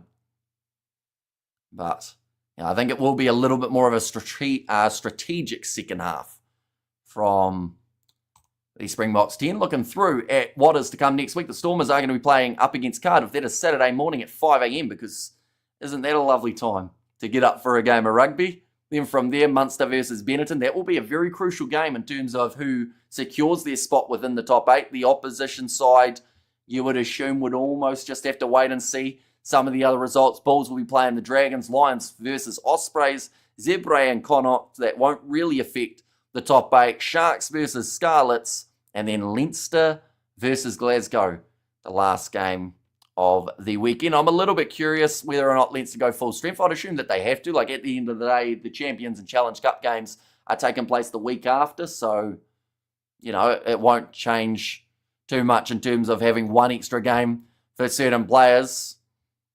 And we have the only deliberate offences should get yellow and red cards. Anything else should be penalties only. Otherwise, referees are responsible for injuries the way they suddenly want to take responsibility, says Esbok. And the weather in Cape Town is a bit Welsh today. Dragons should be playing better than this, and Leinster try, says Patrick, as their second half has got underway. 45-0 at the moment. We have there, how does World Rugby protect themselves when players accidentally injure their own teammates? Well, when it's friendly fire, you're pretty much that's all down to the unluckiness of hitting your own kind of teammates, isn't it? I don't think we've had too many instances where players have sued their own club for one of their teammates attacking them. Because we don't normally see punch-ups, of course, between teammates in games. But, the amount of injuries lately that have actually come from running into own players. Will Jordan, perfect example of that in the game. Johan Hussen, I think his was a little bit of friendly fire, connecting with his own teammate for a bit. Can't believe Glasgow hasn't scored yet, and Benetton is way ahead. Glasgow has been going backwards after starting strong in the URC, says Viv. We have got there a few years ago, Bucky Esbotha tried to kill opponent on the field. Doesn't mean referees didn't care then, says Esbok. Looking at one example, but if he tried to kill the opposition, did he end up playing after that? Because if so, then that's probably something that they should have looked at, I would think. You see why Leinster flop in Europe. Their main team really leaves Ireland and not being tested enough, says Sean. And you just wonder whether or not the fact that they went with that B team the week before, in fact, it was more of a C team, wasn't it? I feel like that's the game that they had to still play their A guys just to give them some minutes under their belt. Northampton, I think they had a bit of a mix, giving some of those guys the opportunity in the Premiership before heading into that matchup. So they just built that little bit more momentum heading into the contest. True, Sean, I'm a Munster fan. Rohan Fenta might get violent with team members. That's true. He was yelling at one of his teammates not too long ago, wasn't he? And then he got taken out of the starting lineup the next week. And people suspect that might have been because I think Bucky's got banned a few games after slightly killing opponents. See, the rules were a lot less strict back then as well.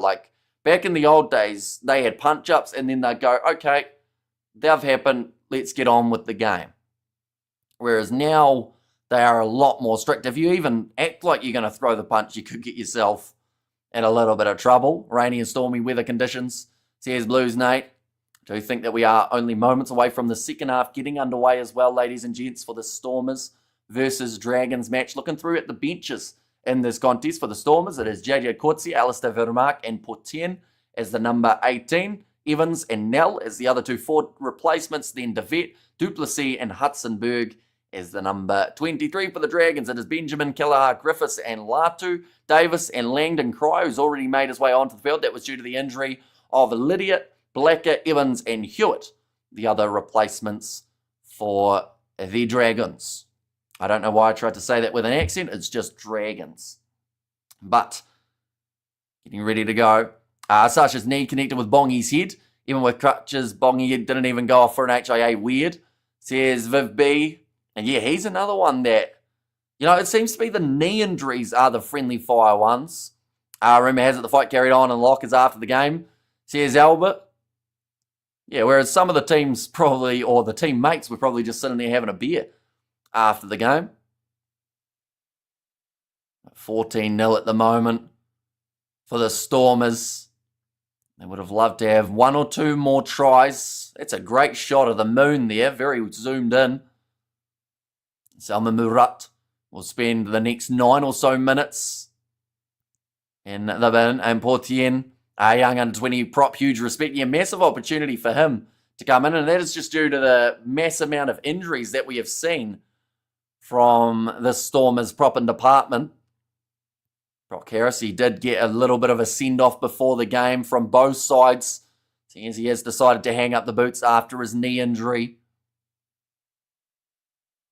Now Stephen Nkura go back across to the right-hand side as the second half is now got underway.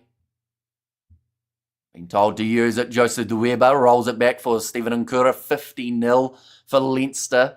So they just keep on going. And we are actually thinking about covering the under-20 game tomorrow between New Zealand and South Africa, if you guys are keen for that one. Lions versus Scarlets is happening at the same time, but we're going to be keeping you updated across both games, except doing that commentary for the final match of the Under-20s Rugby Championship, as it will be the decider. And depending on how Argentina and Australia's match goes, maybe either of those two teams can still secure that Rugby Championship. Similani trying to get over the ball, but the Dragons got themselves positioned about 35 metres out from the try line. And we have their lovers all around the stadium. Says Toby Hart, and what's up everyone, says Xander. Now taking his time here, Williams, just trying to make sure that he has a kicking angle to be able to work with 52-0. Where Dragons on the long, they are dead last. They've won 1 out of their 16 games, and their points differential is minus 226. And up the Blues, Sears Rugby itch there. A side that have well and truly started their comeback in recent times. Now off to the left-hand side. Chance to run forward here. Langdon Cryer coming off the bench. That's a beautiful pop pass up here for the Dragons. Lot of space, but a huge hit from Warwick Gallant. Looking for the offloaded Sasha Feinberg. Mgume Zulu knocks the ball on. Not able to regather that loose ball, and now the Dragons will have the scrum about 15 metres out from the Stormers line. HA is for show because legally World Rugby must appear to be doing something, but they can't really pick up what's really happening, says Albert. And there is a doctor as well, we should mention, that is in charge of watching the sides. And normally, you know, the medics are keeping an eye on players too, whoever looks a little bit wobbly and whatnot. And who do you think will be the Wallabies 10 now that Alessio could be out for a while? Ooh, I think that the three that I'm selecting for that British and Irish Lions tour is James O'Connor, Tom Lynagh, Ben Donaldson. So maybe Donaldson. I haven't actually seen the result of that Brumbies Western Force game. Did they end up winning in the end, the Brumbies? Because if they did, they'd be second on the table, wouldn't they?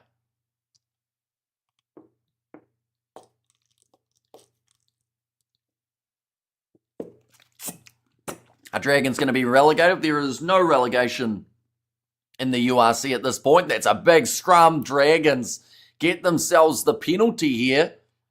And now they have a choice. They can either get 3 points, easy peasy, straight out in front of the post, or they can go aggressive, try and get themselves into the corner. Now they are playing up against a 14-man Stormers side, so I would like to think going for the try would be the better choice. The Zulu struggles big time in heavy conditions. Was the same against Ulster overseas, says Eric. And we have got there one of the dirty South African players, James Dalton, thug on the field. Says Liv B going off to the short side. Finds the offload. Anderson looking for the turnover and the breakdown. Stormers not quite getting that one. They are 5 metres out from the line. O'Connor probably on standby for the Wallabies 10 against the Lions, says Albert. Now pick and go here. That's close for Aaron Wainwright, and he gets in. And the Dragons now got back into the game. I think Stephen Nkura is trying to say that it's not a try. He's not giving up the ball, so this is going to start a bit of push and shove here in the relatively near future, I would think. I'll go for the 3 points there, Xander. Well, they may have gone for the 7, and it might just have paid off for this Dragon side. It's written in the wind. It's everywhere I go. Oh, yes. Seeing a little bit of lovers all around me by the looks of that. A great finish from Aaron Wainwright. We're going to see it from this other angle. We get a nice clear grounding. Yeah, that's down. I don't know what Nkura was trying to say, as that ball was down for a good solid moment.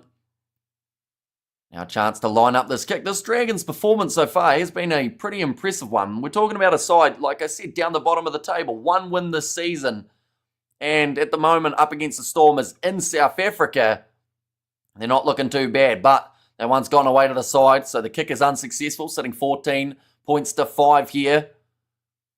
Aaron Wainwright actually doing the initial pass that went to his teammate, and then with a quick pick and go, Paul de Villiers just not quite able to slow him down. He was saying, I don't like what you did, says Albert. Now, sitting 45 minutes in, as in like he didn't like that he scored the try, which is probably fair enough for not liking when the opposition get over said try line. Sasha Feinberg, Ngome Zulu, kicking this one off. Also another mistake from him led to first initial Dragon scrum, which then led to the penalty after he did knock it on inside of his own 22. Now trying to run this one, tries to bump off, but is tackled early by Owen. Off to the left-hand side, Warwick land short sell of the dummy, then pops it up to de Villiers. What do you think of the line selection? Couple surprises in there, but overall I feel like it wasn't a mile off what to expect from Andy Farrell. Maybe a couple less Irish players than some would have been anticipating. Quite a few Englishmen making it into the team. Jason after that, Sinatla slaps it back. Elliot Daly for me was the biggest surprise, I would say, in the team. And also Darcy Graham missing out for Mac Hansen was probably the other one that I was a bit surprised by. Going back across to the right-hand side now. Wide cutout pass for the Stormers, playing with 14 at the moment for Limza. He did score earlier on, but then it was disallowed. It's his 100th game, so he would absolutely love to be able to get himself a try in this one. Wainwright driving Ruiz backwards. We'll go back for the original advantage. Disappointing score by the Stormers. Should be really far ahead, says Liv B. Or sorry, says Viv B, I should say. And yes, says Albert. But now, time is turned off. I believe there's still a little bit longer before Murat is able to make his way back in. Our Emily watched Springboks versus New Zealand Cavaliers in 1986. Hamish, you know the New Zealand Cavaliers? My dad probably would, but I personally do not. Last 5 penalties, 4 of which have been up against the Dragons. Brumbies 33, Force 14. Okay, so about what to probably expect from that game. It's probably one of the first games as well that when we haven't covered it on the channel, oh, that's a big knee to the midsection of Hugh Anderson. No wonder he stayed down for a little bit longer. But yeah, it's probably one of the first games of Super Rugby where we haven't covered it and it hasn't been a close game. Like a lot of the times when we don't cover a match, they're always the best games of the round. Like some Moana Pacifica Highlanders last week, Waratahs versus Reds, we didn't cover. That one was back and forth. But in terms of Noah Lalisco, so his injury, what was his injury extent? Like, is it a long-term one, like you said? Like, what type of injury did he get? And let's do another try, says Patrick. I thought Henshaw and Jenkins were unfortunate to miss out, says Rugby Itch. Just getting a little bit of spray on the hands there for Salma Murat to give him a bit more grip. He isn't miles away from making his way back out onto the field. It looks like they're actually going to take on the shot at the post again here, the Stormers. As spinal injury. That does sound brutal. Could be serious, no timeline yet. So I'd assume with a spinal injury, probably stretch it off the field. Couple big blows for Aussie Justin this week. Noah Lalisco and Joseph Suali'i also stretch it off the park. 57-0 for Leinster. It's going from bad to worse for Zebre in that game, isn't it? And come on the Stormers, says LFG. Now ready to line up this kick for Sasha Feinberg Mngome Zulu. It's got him at 2 from 3 today, but I'm sure he missed a penalty earlier on as well. As, oh no, it might just be the penalty that I'm thinking of, but that one has gone over here. And that is now going to make the score after 48 minutes, 17 points to 5. I wonder whether or not It is enough of a lead. The Dragons aren't really known for massive comebacks in their recent times, just the one win under their belt. Can't actually think of who that win was up against. We'll have a quick look, see who the Dragons were able to beat. They didn't beat the Scarlets. They lost badly. They didn't do too badly up against Ulster, though, to be fair to them. They lost to Zebra. They lost to Glasgow. They lost to Munster. They lost to the Scarlets. They lost to Cardiff in a close game, only 2 points separating them there. They lost to Cardiff again. They lost to Connacht. They lost to Pennerton. They lost to the Lions. Narrow loss there at home against the Lions. They lost to the Sharks by a narrow margin too. They lost to Leinster. They beat the Ospreys. That was in round 1. So they have gone all of the rest of the rounds without winning a game. Big break of the line from Marcel Tennyson. Pop pass up, and Stephen Nkura will score the try now for the Stormers. That is try number 3. It's 57-0. Behind you throwing the towel, you're going to injure your one players. We are 56 minutes into that game, and Lalisio and neck brace and carried off the pitch with a stretcher, says Viv B. Yeah, so a couple big injuries happening, and it's the same as what could happen for the Lions. You know, those guys are still going to be in action throughout the next couple of weeks, and that could cause injuries down the line that do end up with them missing out. I feel for Doris. He's probably one of those guys that I would have loved to see get the chance on the Lions tour, but sadly just going to be out with the injury. And Leinster team, basically their strongest team against Zebra. That's strange. Well, I think it's more of a statement that they're trying to make, but I don't understand why Geordie Barrett didn't start up against Northampton. Definitely because he scored at least 2 tries so far up against Zebra as well. And Hot Potato says Juan Biabosh. That one missed away to the side for Sasha Feinberg. Ngume Zulu again. After 50 minutes, sitting 22 points to 5. What do you think of the Chiefs vs Crusaders game? As a Blues fan, I'd rather face the Chiefs in the quarterfinal, but after that result, I could be swayed. Says Rugby Itch. Well, that's the thing. The Chiefs beating Crusaders twice so far throughout this season. But I do think if they play off in an important game, that's when the Crusaders normally seem to be able to sneak it back. But yeah, I'm of the mindset that both of those top sides wouldn't probably want to play the Blues in the playoff round of 6. So they'll probably be hoping that the Blues can push up just that little bit further in the overall standings. I feel like Moana Pacifica are also one of those sides that either you do want to play when they're not doing well, or you don't want to play when they're fired up for a second half. And Leinster is battle hardening players after the disappointments. Is their spot going to be knocked on by Sinutla? Dragons now in possession, about 40 metres out from the line. Back to the left-hand side here. The hands of, it would have been Ben Carter. And Franco losing it. Warriors real bad. Anyone can beat them in the quarterfinal, says Eric. And I wonder whether or not, when you think about it, it's ever since the Glasgow coach was rumoured to be heading to Wales that Glasgow have actually gone really downhill. So is there something to do with the fact that the players are kind of unsure about their future, or maybe the coach is looking at other options? It's a mistake loading too much on Sasha's shoulders as the wonder boy who will fix everything, give him time and space, maybe not today, says Robert. And it does often happen, you know, a young guy gets all the pressure in the world on him and then can have a poor performance. Like Sasha's been absolutely miles away from his best in this game, probably only about a 2 or 3 out of 10. Maybe a bit higher. Like, let's be generous. The Stormers are winning comfortably, so maybe a 4. But yeah, he's had a huge amount of errors when it comes to his kicking today, which is a bit of a concern. Personally, it's just too easy. They don't get challenged enough in the league with main players not having to leave Ireland. And Leinster try again, says Patrick. And Leinster and then the Bulls broke Warriors, says Eric. Now ready to line up this role. Though first there is going to be the change of Hudsonberg making his way onto the field. 62-0 now for Leinster. And if you were the Dragons coach here, how can Dragons win this game? Only tries or drop goals left, right and centre? Well, you have to find a way of getting a couple big steals and also just keeping that pressure on the Stormers side, because as soon as you give them any sort of space, Stormers are going to be able to score. So you have to keep tight. That is a terrible throw at line-out time, and it is going to be knocked on by the Stormers as well. Now Damien Valimza goes across to Salman Murat, has made his way back out onto the field after his yellow card. Just sipping on my 4th, says Samuel. Now Valimza goes back across to the left-hand side. Bit of open space here out wide for Ben Loader. He really runs at the defence hard. Does break through one.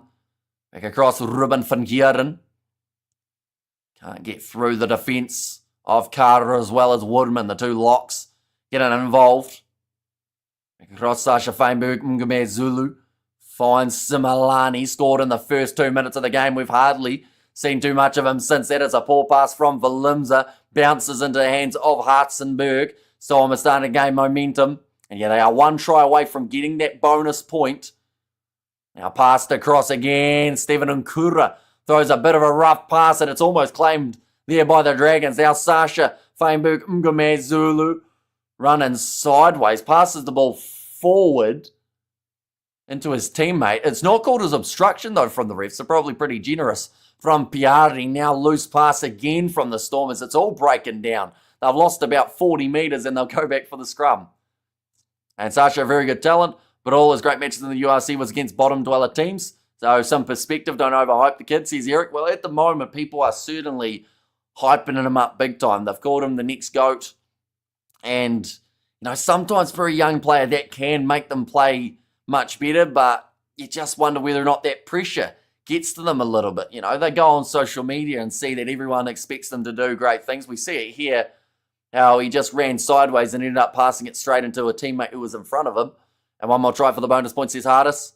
Which South African team do you support? I actually don't really have a team, which is always more enjoyable watching these games. I see Brock Harris up there in the coaching box as well, which is a great sight to see in the background to get cheered on at the start of this game.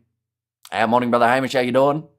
The Bulls also gave me high blood pressure, says Birdie V. Hopefully you are feeling a little bit better than you did yesterday as well. Hopefully you are recovering from being sick. But Zachary Pothin gets the chance here to be able to make his way on soon.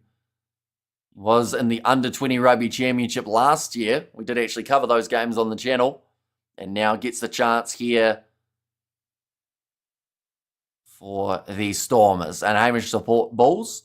We ever had bad rugby like this in Super Rugby days? Says ARC and getting there, mate. Says Birdie V there too. Hamish doesn't support teams. He is rugby. Says Albert. And Salman needs to find his beast gear. If he wants to be a Bok, he's too much unmild peacekeeper. And 26-0 for Benetton. Bonus point against the champions is crazy. Says LFG. At least we know you support the Blues because of Rico Ioane and Finlay Christie. Says Rugby Itch. I guess that's probably a good question to ask you, Tim. What do you think about Rico going to Leinster? As a Blues supporter, are you happy about it or are you disappointed that you don't get to see him in action for the Blues next year? So I feel like for yourself, because he's one of your favourites, it's probably a bit more of a split, isn't it? Like some Blues fans might be calling for Rico to go overseas off recent kind of form, but I feel like he still has a spot on that Blues side if he did want it. If there, Benetton strikes again, thanks. Bulls second on the log. If they can beat the mighty Stormers. Next week, that's a nice run forward. Across to the side. Now, interception there, but it's a penalty advantage. Double blow of the whistle here should be coming from Piardi, I would think. And I average says, Kip, welcome in. And question, let's say the Stormers win, but don't get the bonus point. Will they still be in the top 8 or qualify for the quarterfinal? Well, currently the way that it sits, Benetton have made this a little bit more intriguing. And I think all Benetton have done here, with the exception of Edinburgh, has stopped anyone else from being able to get into the top 8. Still a bit of push and shove here. It looks like it's between Marcel Tennyson and Hugh Anderson, who is laughing in the face of Tennyson. Oh, he's a brave individual. I know that the young players normally are a little bit fearless. But now, I think referee going to call over a few of the Welsh players here. But yeah, if Edinburgh win their game, them and Benetton are jockeying for that top 8 spot. Same with the Scarlets. So there's probably 10 teams that still have a chance of going through. But with a Benetton win, it means that the Lions no longer have a shot of making it into the top 8. Okay, Evan Ruiz. I think the referee just went over to him saying, if you start something, I'll change my penalty. And Evan Ruiz was going, no, I didn't start it this time, believe it or not. I just tuned in to Sashi having another good game. Honest answer is he's probably had one of his worst games over the last couple months. The scoreboard would say otherwise, but first half he was doing far too much deep kicking rather than getting it to be contestable. He's missed 2 or 3 kicks off the kicking tee. He's given away a penalty, and he's also knocked the ball on a couple times. But he's still probably not doing absolutely terribly, but it's been far from the performances that we've seen the last couple weeks. And could this be tactical loss? I'm not too sure, to be honest. It'd be an interesting choice if it was. And I'm happy for Rico because he gets to try something new. Gets good dough, and the Blues get to develop more players in the centre department. Says Robic. Probably a very fair way of looking at it. And Mr. Kick says Richard. And we have good there. I can't split the Bulls and the Sharks. You reckon Bulls top Sharks? It's a hard one. It's honestly a 50-50 type of game when those two sides go head-to-head. Which is why, if we have a South African derby in the semi or the quarterfinals, it could honestly go either way. Okay, a little bit of pre-engaging coming at scrum time. Still another 25 minutes remaining of this contest. Zebre got a try, says Patrick. So a much needed one for that side. Looks like Coughlin, sorry. Just making sure that both men stay on the mark in the front row. Oh, it's written in the wind. Oh, you're still going through that song, Nate. You've gone a long way through. Mark DeLee will be a big loss. Says Rugby Itch. Although looking at the talent that they've got at the moment, like Forbes is showing that he could probably take that 14 jersey if he needs to. You've got AJ Lamb who could drop back out to the wing if they're looking at a couple other guys in that midfield combo. Now flinging this one across. Good hands for Limsa. Now scores in his 100th game. It was thoroughly deserved. He was unlucky not to get one in that first half. And bonus point tries his LFG. And yeah, bonus point on the board for the Stormers indeed. Now they'll build their way up to securing 5th place in the overall standings. The Sharks lost Eben last night to an injury, and the Bulls lost Hussein. Says Birdie V. There's actually been a round of quite a few injuries, to be fair, in terms of URC and Super Rugby. It's the important stage of the competition. I'm off, but enjoy the rest of the live stream, says Rugby. So we'll see you later on, I'm sure, at some point throughout the next week or two. And how did Zebre manage to finally score? Glad they didn't give up, says Xander. And yes, says Julian. And Benetton a 33-0 over Glasgow in the 58th minute. That is an insane score. That kick has gone over from Sasha Feinberg. Mngomezulu this time. So 29 points to 5 now. The way that the scoreboard sits. It looks like Evan Russ. He is going to be taken off the field. And the bonus point in the bag. Let the fat lady start singing. C.S. Hardis. Looks like another change being made here will be James Benjamin onto the field. And Porthien now gets the chance out there for Sandy. Later, Hamish. Let's go Stormers and Benetton. Says LFG. Munster vs Benetton could be the same as knockout rugby next week. Exactly right. Both sides will have a really good shot of being able to knock the other side out. Benetton is Italy, so not surprised. Says Albert. Although Glasgow is pretty much Scotland when you look through at their side. But now, kicking this one up high. Nicely taken by Hugh Anderson, running forward, finds the pass on the outside. The Dragons had a few bonus points throughout their season, but this one will be a very hard one to get with just the 23 minutes remaining. Now going off to the left-hand side, popped up, and Stormers greeting Hamish and company, says Tonian. Oh, it was almost a knock-on the ground. Yes, it was from the Dragons. So now the Stormers have got themselves scrum feet on the halfway line. In terms of what is coming next week for these two sides, ladies and gentlemen, the Stormers and the Bulls are just switching opposition. So in that regard, it means that the Stormers will be taking on Cardiff. Now, I should mention these times are all in New Zealand time. So if you do want to calculate the South African time that they are taking place, I'll just tell you, it's easier. 7 p.m. on Friday night for Stormers versus Cardiff. Bulls versus Dragons will be 3 p.m. on Saturday afternoon, 5:15 p.m. on Saturday, and then 7:30 p.m. on Saturday as well for that match.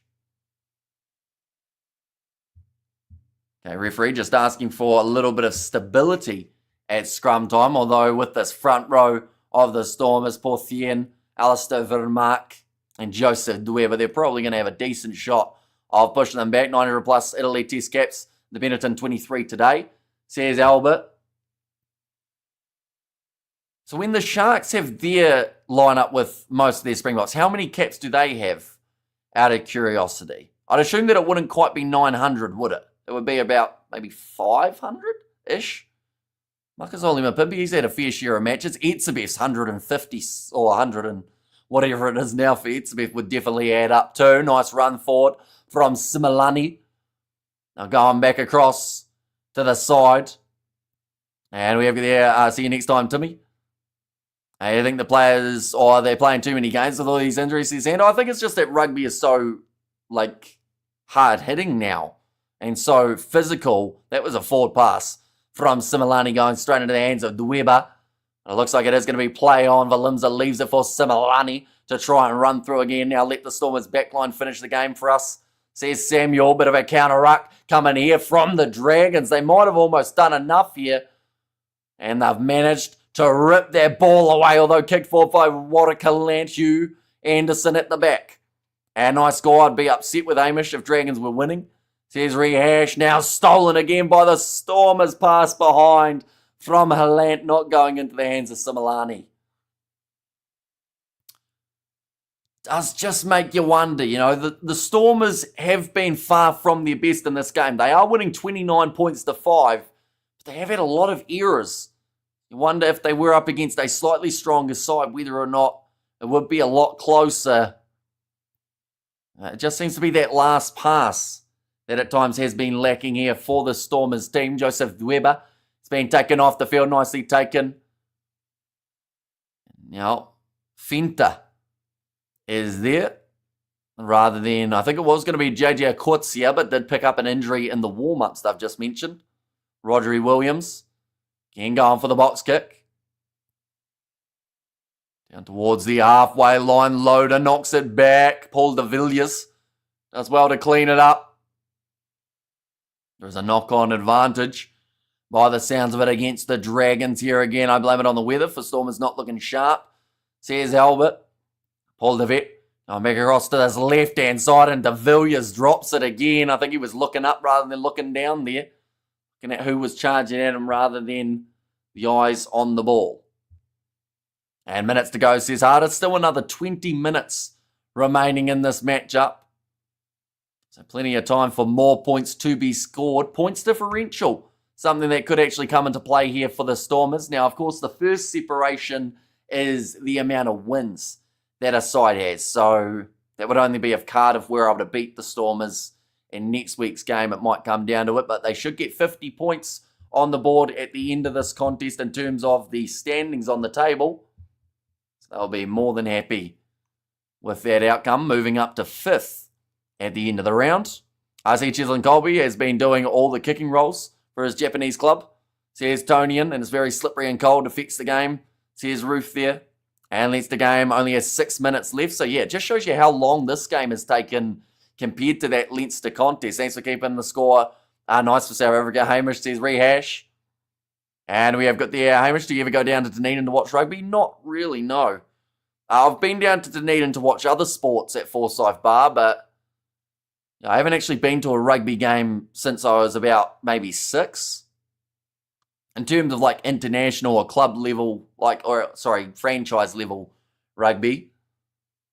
Now going back across to the left-hand side, Sasha Feinberg, Mgomad Zulu tries to chip and he's knocked it on again. Managed to regather it. That is about his 3rd or 4th knock on in this game.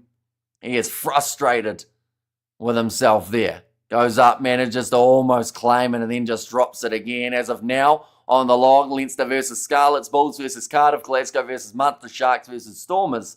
There's still 2 games on the weekend. That could influence number 8 on the log. And also, next week's games also will have a pretty heavy impact too in the overall outcome. But 17 and a half minutes left now in this match. Looks like it is going to be the scrum now for the Dragons. About 30 metres out from their line again. And so another 30 more like Stormers fans are in this now. Says Blues Nate. Yeah, anyone who hasn't already, be sure to leave a like and subscribe. The weather humbled Sasha Feinberg and Gumay Zulu today, says Albert. So Blacker will make his way on now for Rodri Williams. I don't think he had a too poor performance from that number 9 jersey for the Dragons. They have just been a little bit behind from the get-go. And try again, number 11 for Leinster. Is that James Lowe in the number 11 jersey, or have they got someone else out on that wing for that match? And Angus O'Brien also taken off. He's had a very solid game in that number 10 jersey. 69 points to 5. The score now. Now, Dragons defeat this one in 11 tries. Oh, sorry, try number 11, not number 11 as in the number on the back. Now kicking this one downfield with the replacement Lloyd Evans. Finds a bit of open space. And Butterfly by Crazy Town is playing in the distance. RIP actually said he died, peace out. Says rehash. Now a little chip attempted by Hugh Anderson. He's overall been quite impressive at number 15 as well. Now Ben Loader tries to chip in the chase of his own, but it is well covered at the back. Slightly skew-ifs that one, but it will stay in the field of play. Glasgow just got a try. Says Richard, and Barrett got man of the match. He's had quite a few of those for Leinster, which just makes you wonder once again why they didn't start him in the game up against the Northampton Saints. Could have been the difference maker. Penalty goes to the Stormers. We have got there, Sasha is a good player, but I think he's more suited to a dry playing surface. There'd be most players though, wouldn't it? I don't think there's too many guys who completely thrive in wet conditions, but yeah, I get what you're saying, Al. When he's able to get those chip and chases and catch them cleanly and just find some grip underfoot, he does really make that impact.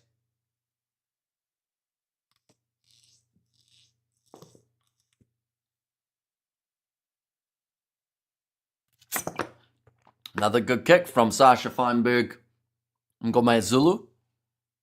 Will be the line-out chance now. Two teams you do not want to play in a quarterfinal. Munster and the Stormers in dry conditions, says Eric. Andre Hugo Fenter, like I said, a late replacement due to the last-minute switch of JJ Coetzee not playing for this game. Looks like Dan Duplessis also going to make his way on, and that is for Sasha Feinberg Ngome Zulu. So they have decided that it is time to take him off after a few too many mistakes. He's got his head down, not happy with the way that he has played today. Nicely taken at the line out, and that's going to be a forward pass from the Stormers. Gives Dragons now another scrum. And Samuel, he is from Boland. So here's Eric. I think it might have been more which team is he playing for in the Japanese top league. Yeah, that might have been the question. 24 points difference between these two sides. Damien Valimza for his 100th game has already crossed the try line. Similani, Sinatla, two other try scorers for the Stormers side.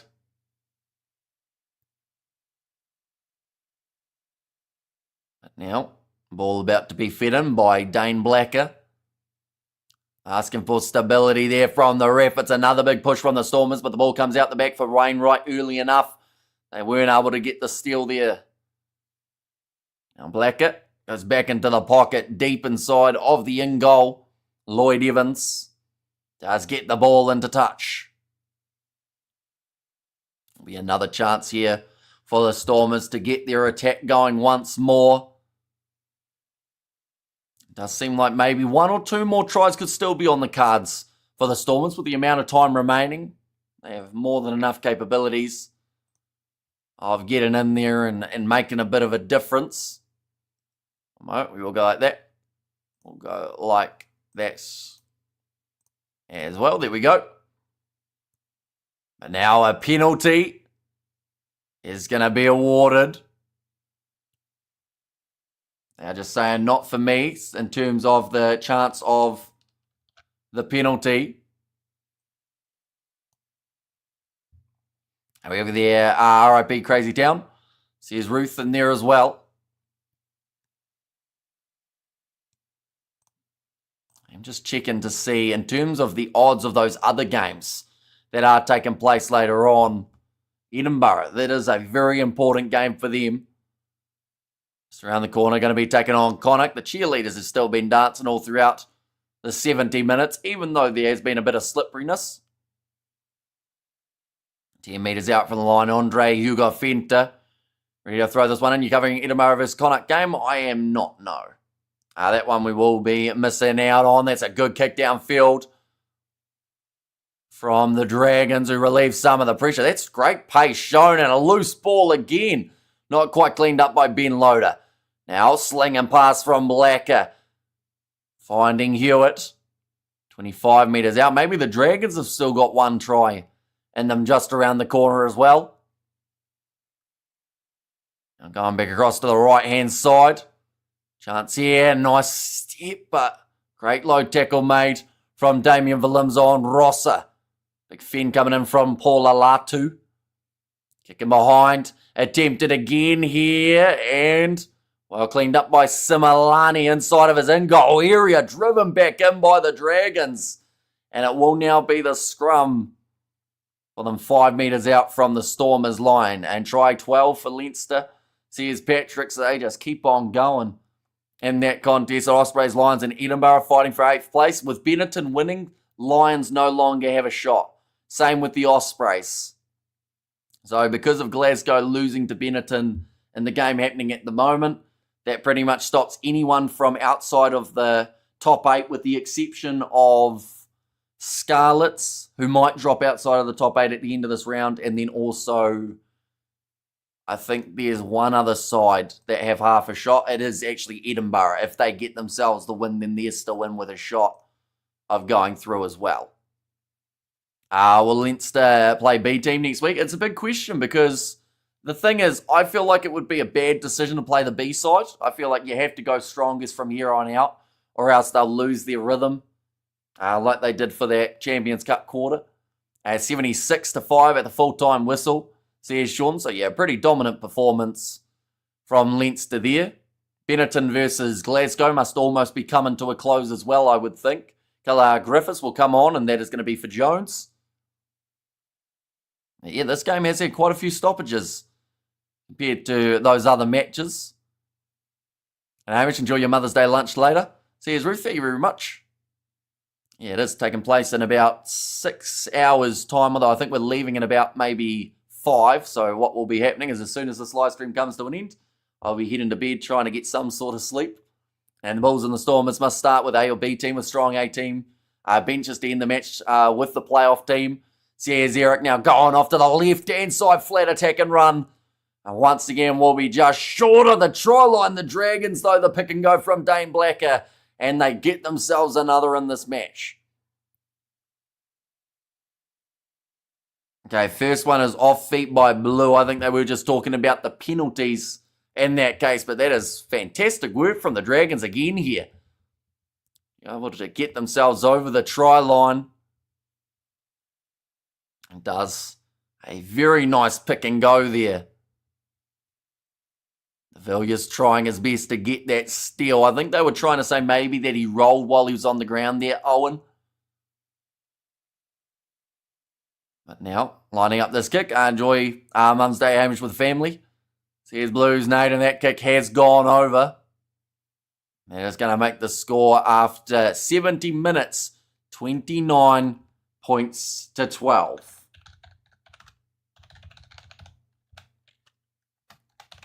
Well, no, we'll go like this and like that as well.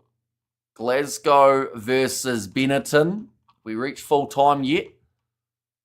Not quite. Actually, 68 minutes through. Surely, oh no, they must have had a lot of stoppages then in that regard because I think they were ahead of this Stormers versus Dragons game. He did a good ruse crawl, says Eric. kicked off. The Dragons inside of their 22 will kick this one towards the sideline with Lloyd Evans. Quick throw taken by the Stormers again. Damien Valimza trying with the spin. And Bulls and Stormers must start the A and B teams with strong A team benches to end match with playoff teams. So here's Eric. Watercalant goes across there to Ben Loader. It's the grubber in behind. I just feel like the Stormers have kicked a bit too often throughout this match. Kick goes into touch from Hugh Anderson. Another line out here for the Stormers. About 30 metres out from the line this time. I love belting out Simple Minds, Pink Floyd, Tina Turner, U2. And nobody crawls like Russ. So here's Albion and Stormers ahead. They've slowed down scoring to a trickle now. Yeah, I feel like because they've got their bonus point too, there's no real risk in them just taking this one a little bit more casually. In terms of that last 20-minute period, the last thing you want is any sort of injuries here. Popping up, nicely taken by the Stormers again, looking for this rolling maul. Andre Hugo Finta hanging on to this one at the back. Now, back across to the right-hand side. Now, just talking about the damage that game between Leinster and Glasgow may have done to this Glasgow Warriors side. Paul DeVette wearing the number 24 at the moment, so I'm not too sure what happened to his 21 kit, but obviously some sort of mishap. I've been told that my voice is too powerful for my size, says Ruth. Now, DeVette again going off to Marcel Tennyson. Almost scored himself a try in the first half of play. Cross to the right again. Chance for Lowe now off the bench. Pass from Watercalant. Dan du Plessis gets the offload down the wing. And Sasha, not Sasha, it is Hudson Berg this time, who does run in the try. It's the big hug from Salman Murat too. But that is now well and truly secured in terms of this game for the Stormers. There were never really any doubts at the point of 29 points to 12, but 34-12 does, of course, look that little bit better. It shatters windows, says Ruth. Now with 6.5 minutes remaining here. Crowd absolutely loving it, but DeVette, it was a good attack and run from Lowe now initially just to get them on the front foot, and then Watercalant with almost like a netball pass across, and the quick hands to get it to Hudson-Berg, who does end up finishing the job. That's no singing in the shower then, says Lilia B, and goodness, poor Dragons, no answer, says Ruth. Damien Valimza just taking his time here, no need to rush this kick. And relax, 3-2, almost ran out of time, and has got the kick over using as much of the 60 seconds as he could. That man's got a werewolf mask on. The call from the ref was pretty much on the verge of the 1 count. But yeah, good hands from, I think it was Dan du Plessis, who managed to claim that one quite nicely. And also now Lions only need to make it 4 from 4 for South Africa, says Eric. Yeah, although with Benetton winning, Lions no longer have a shot, unfortunately. So it's a bit of a shame. But Benetton were just too good up against Glasgow, which has then created too much separation.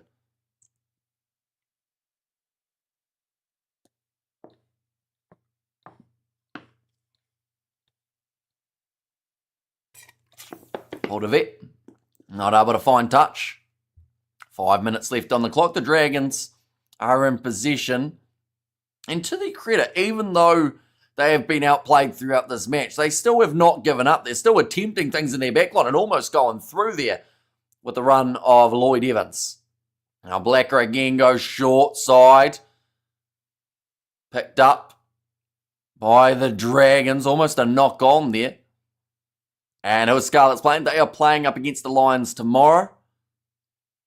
And currently sitting on 43 points there for the Scarlets. So it's a must-win for them as well.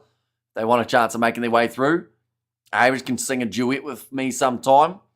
You know, I don't really have a singing voice, unfortunately. That's going to be a nice pass on the outside. Hewitt wrestled into touch by Damien Valimza. Some brilliant defence there from the Centurion. Stormers again will have themselves the line out. Currently separated by the 24 points between these sides, but a good shot from Valimza just tied up the hands round the waist of Ashton Hewitt. And thank you, Hamish, says Blues Nate. A line out throw for Andre Hugo Fenta. Let's get it in, nicely taken by Selma Murat. Big run forward from low now. The Stormers, they have still got time. Get one more, you can play the guitar. So here's Lilia B. And this time, DeVette does get it out. About 45 metres out from the line here, Hamish. We can do a Bon Jovi number or Guns N' Roses. Says Roof. A little bit of Sweet Child of Mine or something like that. That one's one of those ones that you don't even really have to have your normal singing voice for, because you just pretty much, you can almost just scream, can't you? Now line out here for James Benjamin. Throws it in. Not the straightest line out there again from the Dragons. It's overthrown, and Valimza does manage to claim it. Paul de Villiers goes back across to Valimza again, who was looping around Similani around the halfway line. Has got two men on his outside. Valimza, one more across to Ben Loader. Inside ball, and the pop pass up to Paul de Vet. That is a sensational team try. Time left, says Ferdinand. At the moment, just the 2 minutes remaining. By the time this kick is taken, probably about a minute and a half. The Lions beat Scarlets with a bonus point. Then they have 40. Scarlets 43. Then 1 round to go, says Eric. But the other factor is that Benetton, who were 9th, will now have 46 after their win over their opposition. So Benetton move up to 46. Scarlets for now will drop outside of the top 8. And the Stormers will move up to 50. So because of that, 46 on the board for Benetton compared to the Lions, who can only get up to 45 points in total for their season, means that with that Benetton win, they are now out of the comp. We have got their Dragons can't swim if the water in water point province is hardest. I should mention that the Scarlets can still go through, though, if they are able to get themselves the win next week, depending on some of the other results. And the way that they go, Damien Valimza hits the crossbar and still goes over. Having a bit of a celebration about it too, but 1 minute remaining. We have there, I'm a huge Feinberg Ngume Zulu fan, but you can't place the hopes of an entire team on one man's shoulders. There's Robin and full-time Benetton 33 to Glasgow 7, and Stormers much better on the backline since Sasha left. In this game, I would actually have to agree with you. I think that is mainly, though, because they're running the ball, whereas when Sasha was on, they were trying to kick it all the time. So I think that's the big difference maker, the fact that now they're starting to create those chances through the breaking play. And Stormers 41 points to 12. That is going to be another penalty going the way of the Stormers, and they have decided to take this one quickly. Salman Murat. Dragged down again, open space. Marcel Tennyson with the offload to Andre Hugo Fenta. They move up to 22 metres out from the line. Still space to be able to work with here. Now, Paul de Vet skip pass on the outside. Goes across the Warwick land, and Similani scores right at the end of the half just to add a little bit more insult to injury for the Dragons. And this is probably a lot closer to the scoreline that people were anticipating for this game. 14-0 at halftime to turn into this game 48-12 with the kick to come. And score makes Stormers look better than reality. It does a little bit. They had a few rough moments throughout this game, but yeah, definitely managing to find their rhythm in the later stages of the match. That almost looked like he only just slid over there, Similani. Almost was short of the line. Ooh. No, he must have just been over there. In slow motion, though, that would be a very interesting one to watch as the ball slammed out of his grasp. And now Bulls and Jake. This is how you end a game. Well done, Stormers. Says Eric. Damien Valimza currently sitting 2 from 2 today. And this kick is just going to miss away to the side.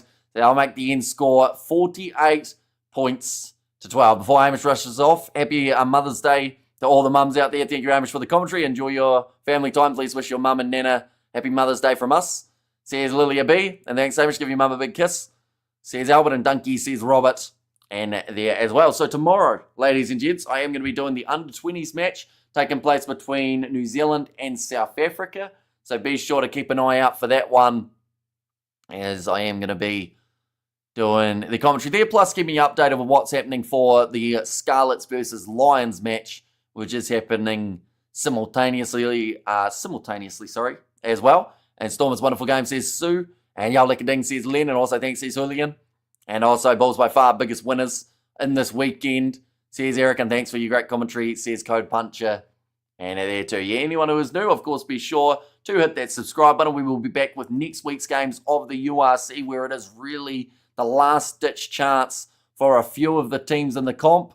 And thanks so much, Amish. Your commentary was excellent, says Sue. And there, thank you very much.